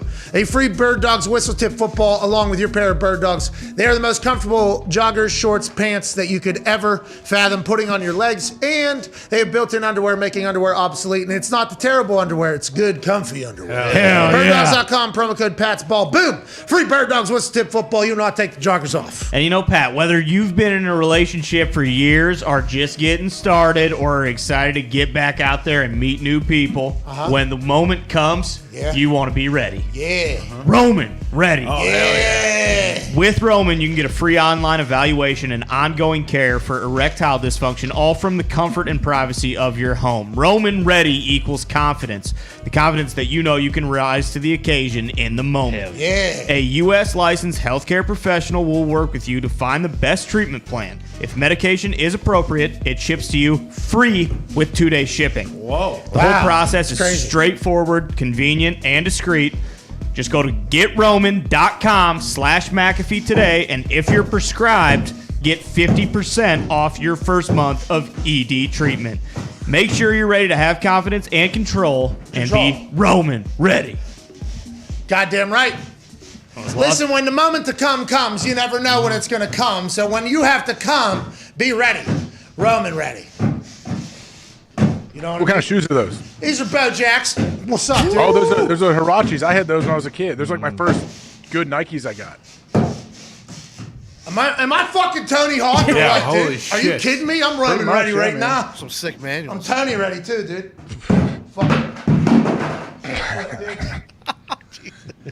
Hey, come on, do it again. Get a clean one. Get a clean one for the I mean, camera. I've done so many. That's my first real miss. Kick it hard, though. Kick it really hard. You have to, because if you don't, it'll half. Yeah, put your face down. That's a double. All right. Let's go skate. There it is. Oh. Nailed it. Thank you. See you at the pipe. Me and that gold medalist guy? Yeah, Jagger Eaton. Fucking Jagger Eaton, dude. Bronze. This is what we do. We hang out at the skate park and we're like, what type of trucks you got, dude? Fucking truck fit, bro? Damn. Is that Wheezy, bro?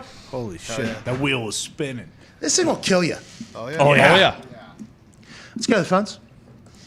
Like, I don't know how people do all the shit they do on these things. Skateboarding should be more popular than it is because it had that run, that X Games run, I think, there for a while. And although it makes incredible content on the internet, I feel like the competition should be promoted more, personally. I think the problem is most kids who try it are like 8 or 9 years old when they first do it, and they inevitably fall off, hit their head, and get a concussion, and then kind of just never do it again. So that they're probably not fans of it anymore after that. Yeah, exactly. That's a shame. Get roughed up trying to grind when That's you're when you young. have to try it, though. I feel like you have to get into it young. Yes. Yeah, there's like 11-year-olds out there doing Tony Hawk 900, dude. Right. Competing in the Olympics. They're jumping off those mega launch ramp things. Yeah. It's a nice form of transportation, though. Like, I saw a 50-year-old dude on the sidewalk just killing it on a skateboard. I'm like, dang. So they have those power ones. I have a power one that I can't use. Yeah, it doesn't really count, though. Well, because I can't stand like this and move. Oh, okay. You know, that's hence why I never got into the skateboarding game, because every time I got on it, I would fall. To be honest, I feel like maybe now's the time for me to get into it. I have a good feel for this thing. Maybe it's the Bo Jacks, though. Maybe it's Could be.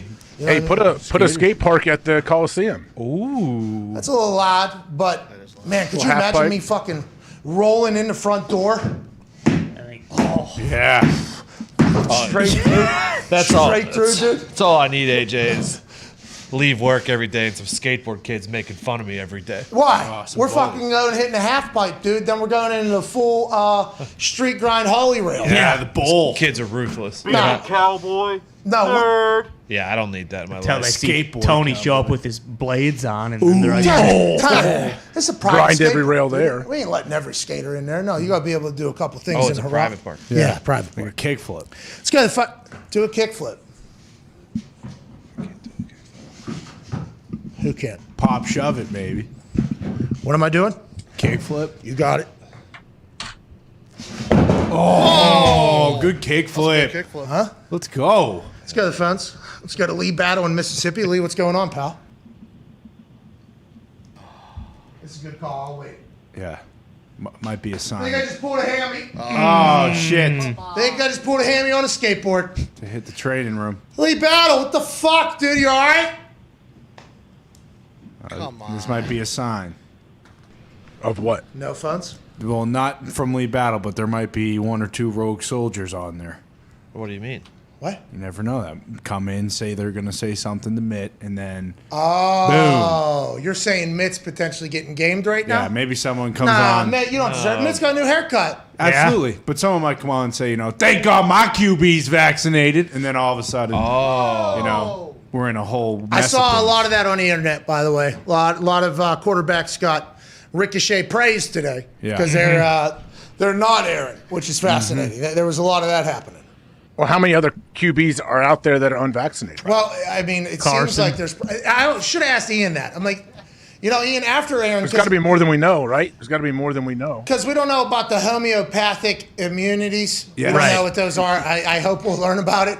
But now that he had it, from my understanding after getting it, and also, you know, being vaccinated, from my understanding is I'm good. Like even, you know, my body naturally, it has a time limit from what I've been told. So Aaron should be good allegedly for at least the next 4 months, 3 months, 6 months, depending upon which website we're believing on this particular day. I mean, that is a whole nother conversation in of itself. So he's going to go.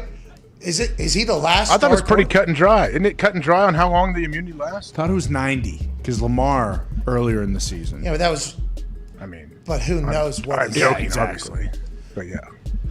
Oh, Gumpy had something, obviously. Sorry we missed it. What was it, Gump? If only there was a man we could ask who used to have all these answers. Yeah. He's doing kickflips now. True. He's doing fucking kickflips. And we're going to kick. Ooh. We're out of here. Chris Mad Dog Russo, Sirius XM Channel 82, Mad Dog Sports Radio is next. I promise his show will be better than ours. Ain't that right, AJ? No, I think he has a skateboard in studio today. Wow, he's doing a Holly, bro. We'll see you tomorrow. Bless you. Who's A Holly. I did. Are you allergic? What is a Holly? To a Holly, dude? I've never been able to Holly. I sucked at skateboarding. Me too, man. I was always kind of envious because they always look so cool. So cool. They're always like cruising. You know, Little doing skate park by I the never middle did as a school. kid. You know, I bought a longboard a couple years ago. One of those longboards. And I'm like, oh, yeah, this should be easier. No, it is not. Yeah, that's what I was told about the power one. I was, oh, no, get the longboard, the power one. Because it already is going, you don't have to actually move it. The momentum will get you on there.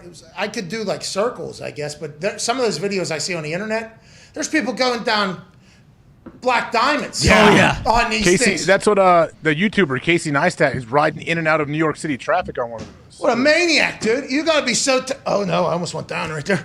Look at this. Careful. I mean, this is what they do. They just look so cool, and then all of a sudden they just sit and they normally have the AirPods in or whatever at this point. And once they slow down, a little peaksy, then they're right back to the fucking, I'm out of here.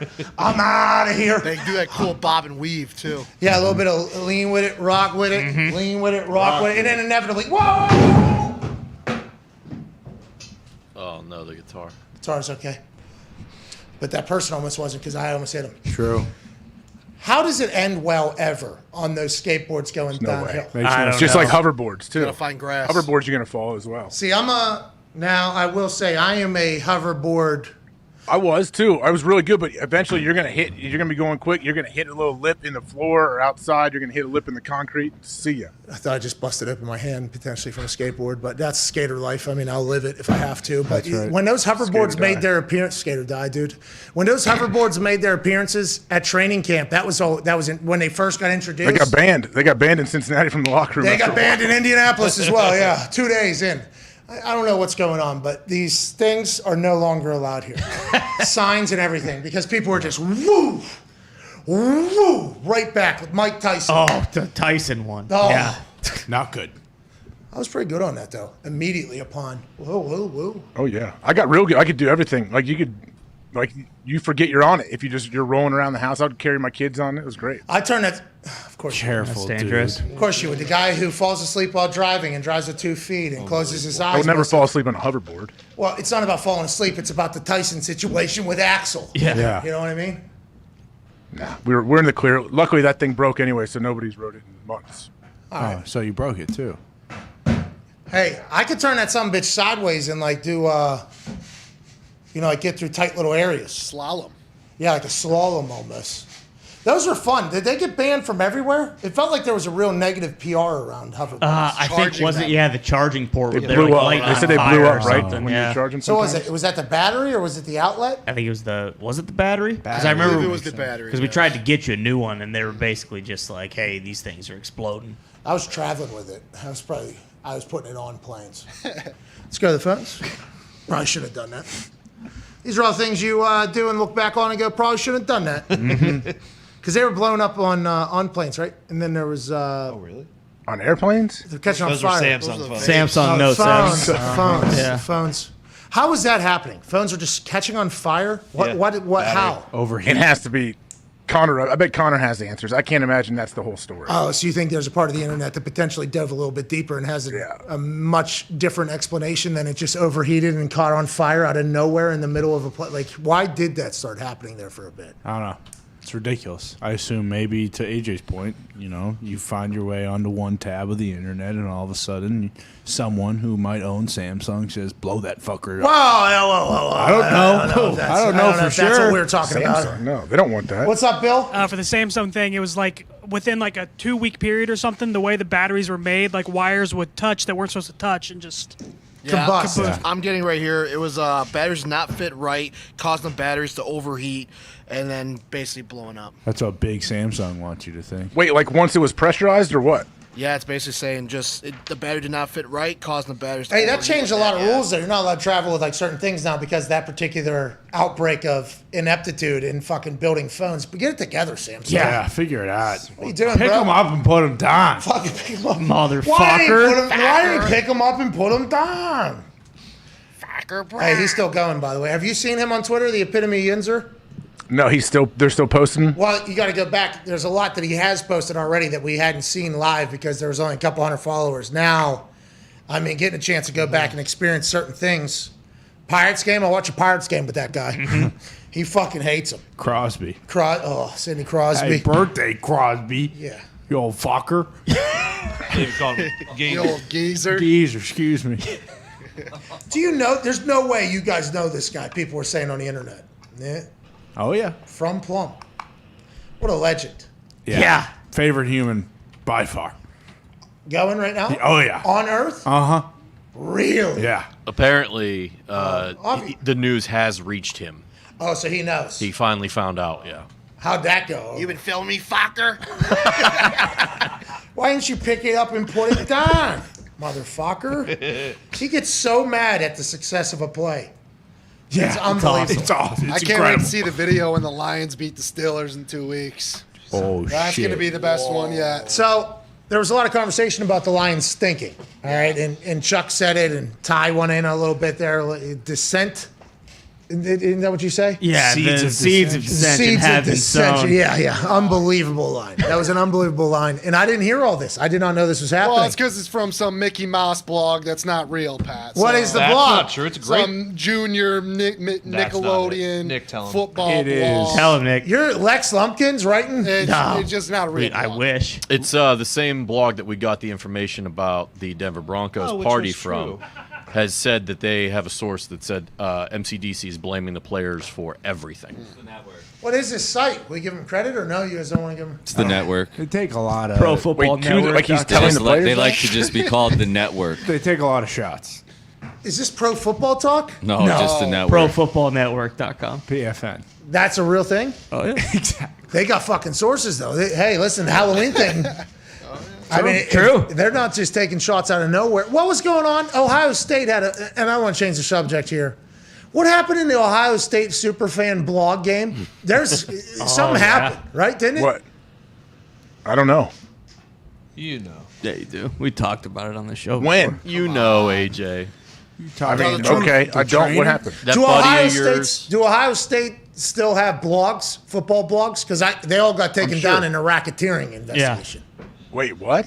Oh, AJ. Okay. Well, it was Epstein. Okay. It was that other. Waxman. Waxman. One of your buddies was paying a player on the team to provide information. Oh, really? Is this Kirk Barton's situation? He might have been part of it. I could not guess if So this Kirk is Kirk's dogs. Kirk wrote for a blog that he was always promoting, and then he got pushed out or something. I don't know why. I think there are some legalities that happened, if I'm not mistaken. But anyways, let's get back to this blog that's breaking this news about the Lions' dissension. That could be a real thing. What if that is happening? When you said that, I was listening to it while there was some other stuff potentially happening. I'm like, oh shit, that's some big news because I thought MCDC was the, hey, we're all in this thing together. That would be startling news to hear out of the Lions just going into week 9. And that's why we can't mind this blog any business, because once we start talking about it, people will believe it. MCDC's doing fine. The team is doing fine. They just got to find a win somewhere. I don't know. I just looked it up. Looks credible. It does. I mean, Was that a good website? They use GoDaddy? You think Yeah, it's pretty good. Dilfer has said before, be careful out there. There might be some people, trying to, send some shots that. Oh, yeah. Dilfer said we are exact targets for false information in the sports world. Uh-huh. I just want to say we observe and report. That's right. That's a good compliment, I feel like. Stern. Is it? I think it Yes. was a compliment. It was a good piece of information. We just, it's up to us to decipher what's real and what's not. Well, Ty deciphered this one before any of us had it. I did not hear Well, about yeah, this. I mean, can't you just see Dan Campbell go in there and be like, you guys fucking suck, man? I mean, is that crazy to think? No, it's not. Yeah, but remember there's a fake Dan Campbell MCDC quote that came out after DeAndre Swift's alleged thing. That's right. And everybody Yeah. thought it was real because we could see MCDC saying all of these things. I'm just asking questions. It's very What if possible. the Lions beat the Steelers, though? That would be wild. Because the Steelers have a Monday Night Football matchup against the Chicago Bears. And then just 6 days later, they have to take on the wounded Lions. With seeds of dissent potentially rumored to be happening, let's go to the voice of Pittsburgh Steelers fans, Tone Diggs. Yin's going to lose to the Lions? I saw you tweet about that. It would not be wild. It would be the most Steelers thing of all time to lose How to the come? Lions. Just because they always lose to the worst possible team that they could potentially play on their schedule for the year. That is the Lions. Hey, Yeah. that is It the is Lions. by far the most dangerous game left on the schedule for the season. Show Tomlin some respect. He's not losing to that doofus. Has nothing to do with the coach. Has nothing to do with the players at all. It's just Come on. it's in the universe, dude. Lost to the Bengals with fucking Johnny Teeth last year, QB. Division games are different. Lose to the Raiders every other Got it year. slid, I think. Who's Johnny You just Teeth? saw him extending the ball. Yeah. I forget his name too. Ryan something, I think. Finley? Yeah, it might have been a guy. NC State. Yeah. He's Legend. stud. He played for the. Yeah, he was a stud. Tony does this every week, though. Oh, he's self-handicapped. Yeah, I've You lost a son lot of bitch. money What's saying that? I want to bet the Steelers. He talks me out of it every week. I was all over him last week. Keeps working, doesn't it? We've seen it too many times, Gump. Hey, there's seeds of dissent maybe in the hammer. Dahn, boys, is that happening, Gump? Nah, we're dominated the action last night. We're good. There's more than seeds. What? Is there a foundation? Are we in the menorah Holy phase? shit. Damn near full bloom. No, we're like Wow. we're like Mike and Mike, dude. There's no issues. The drama is being blown out of proportion, says Gumpy. Holy shit. And I don't know how there could be any drama. All you guys do is fucking pick winners. That's really all you guys do. There has to be drama on the show for it to work. Well, the coin fucking stinks. It's colder than me. No. It's 30-0 in Detroit. Yeah, 30-0 in Detroit now. Still never lost. All right, good excuse, guys. What city stinks? Jeez. Fucking Hammer Red down. Wings. They have a coin that is flipped on a phone where it's a big ordeal. And this thing was 30-0. What a run. And then Detroit fucked it up. Yeah, it picked Detroit last night, and we knew. We knew. No, We Detroit's knew. one of the best teams in hockey right now. They're all the way back. No, they're not. Lost to the Better than the Habs, dude. Pittsburgh Penguins, that's for sure. Oh, shit. Look at the records. Hey, listen, that's Hockey Talk is tonight. Thank you. At 8 o'clock at youtube.com/That's Hockey Talk. They'll be live with Rupper and Gumpy, and I think there's a surprise guest or two, whatever the case. They'll be on there for a couple hours. We're in the comments. It is a great time. But we don't need you fucking talking about hockey ever. Whoa. You. Yeah. Your team wasn't even invited to the tournament. I'm You fan guys stink. of the team that's called Hockey Town. Don't be saying anything about the Penguins, okay? Sidney Crosby's fighting for his fucking life right now. That's right. God bless. Did our Red Wings good, though? They're better than normal. They're slightly better That's a than win. last year.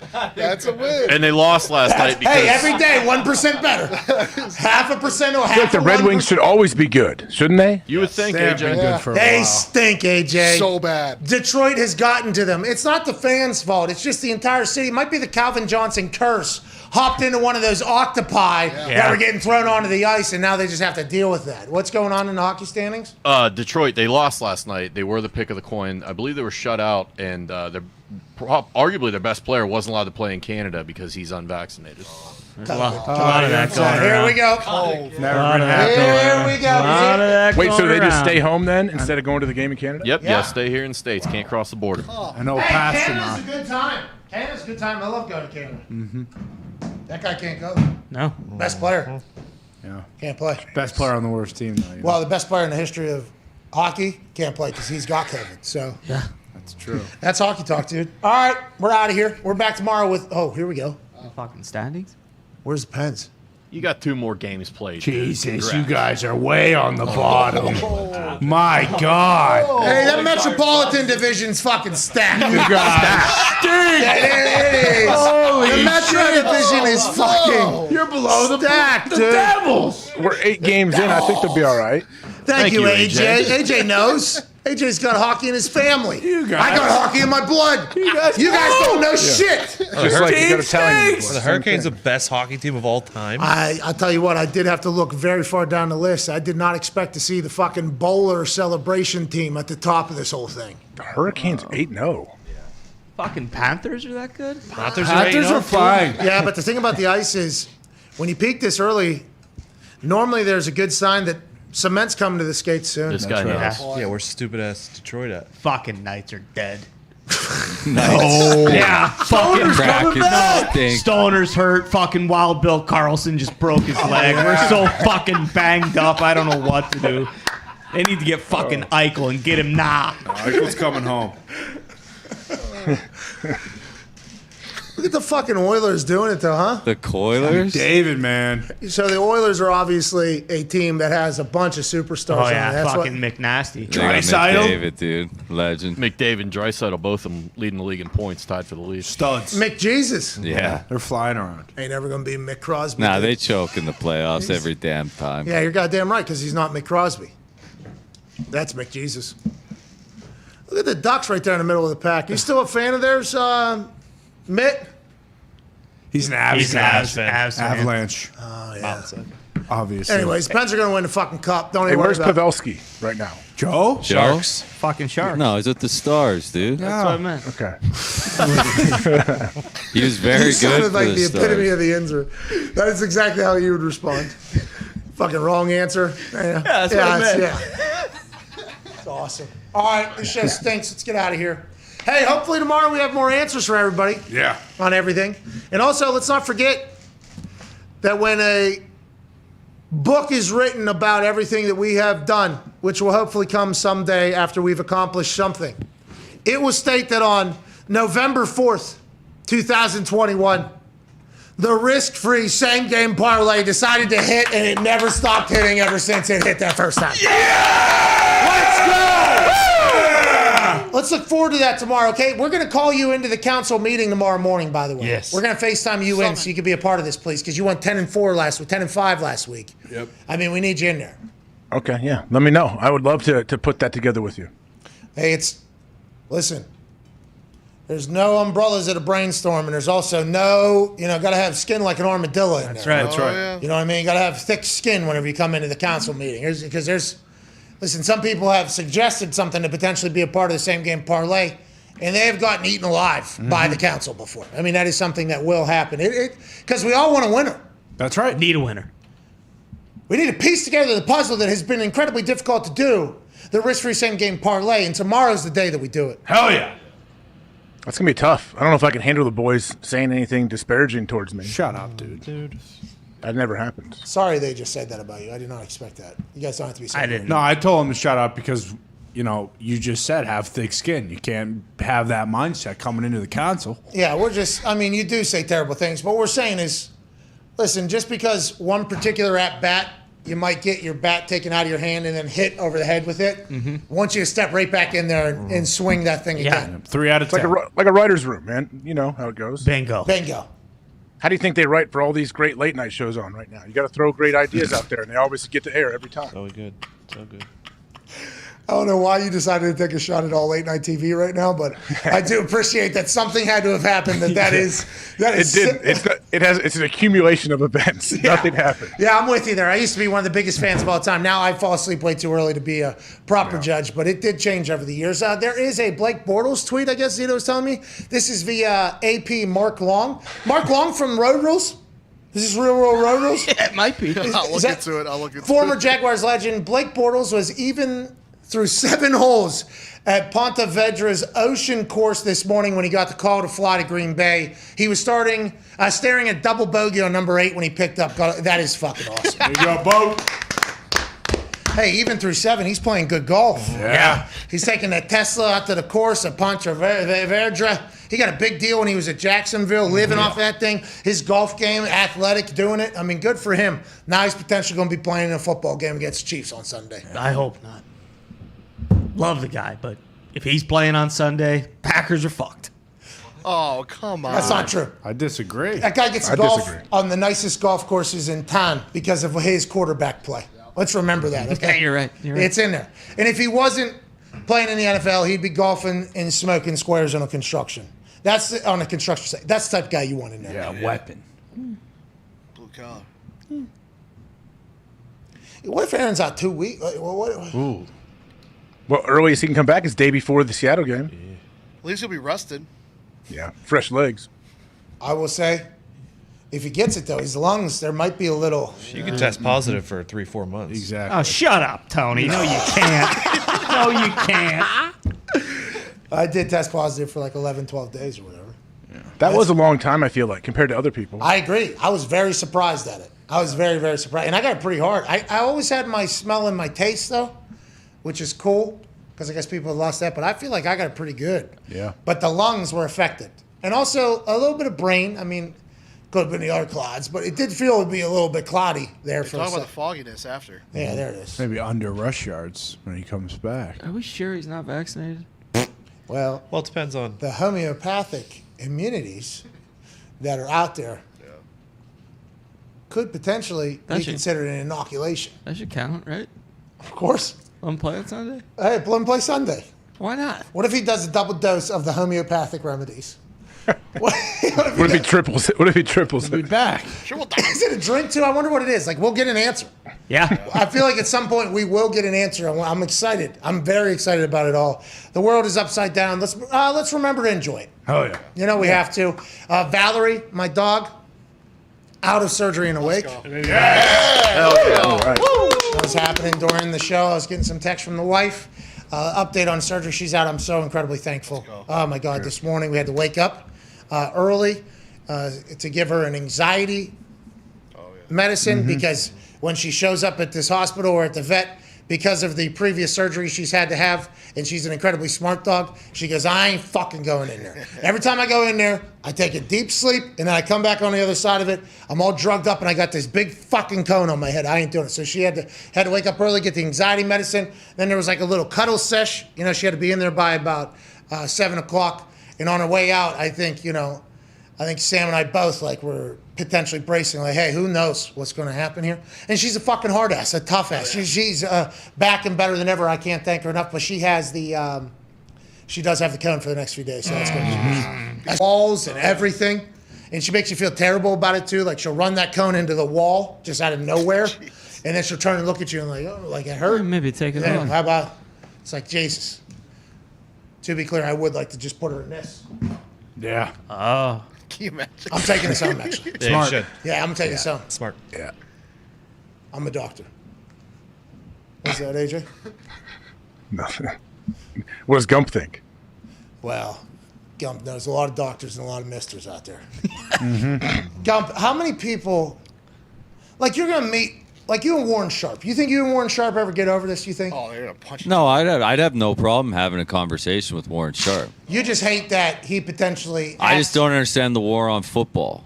Yeah, everybody that's supposed to cover football seems to cover it in a negative fashion. Is that what you're Let's saying? enjoy it. Did we not get into this to enjoy the game that we love? Is the game not a unifier and a celebrator? That's what I thought. Maybe I'm wrong. I don't know. It's a good point, Gump, honestly. Thank you, AJ. Hey, it's So I real. used to tell. That's what I tell the kids when I coach. I'm like, hey, why did we start playing football? Because it's fun. Don't get caught up in all this. And we're playing because it's fun. And guess what is the most fun? Winning games and dominating people. Yeah, you know what I like to call fun? Kicking somebody's ass. Hell yeah. That's what Rich Rodriguez said, and that was we did have a good time kicking people's ass, but also the game itself is supposed to be celebrated. Sports are supposed to be celebrated. It's supposed to bring out the best of people, and it feels like sometimes some sports, especially with how big they have gotten, it has become hey, how can we potentially talk about this as if it was the real world strategy? You know what I mean? Like actual stuff gets brought into sports, which is cool. Need it to learn things and to uncover things and all that shit. I get it, but it feels like there's an overwhelming amount of people that love, talking about the bad shit of the sport as opposed to the good shit of the sport, which is why I think this show potentially does okay. I also huffed paint fumes for 15 years, and I know how lucky I am to do this. Hey, boy. Hey, we appreciate you. Here. Thank you. Hey, all those Thank ships say thank you too. Thank you, ships. Thank you, Gump. Thank you, Gump. All right, we're out of here. Hashtag thank you, Gump. No, I'm sorry. THANKYEWGUMP. Hashtag thank you, Gump. Thank you. To win some merch, take a picture. We'll see you tomorrow. Hopefully have more information for you. We apologize that we don't, or maybe we do and didn't say it, like all offseason. Sandbagging son of a bitch. I don't have anything. I wish I did. All right, maybe tomorrow. See you all. Cheers. Hammer Dahn's in 15 minutes at youtube.com/Hammer Dahn. We'll see you tomorrow.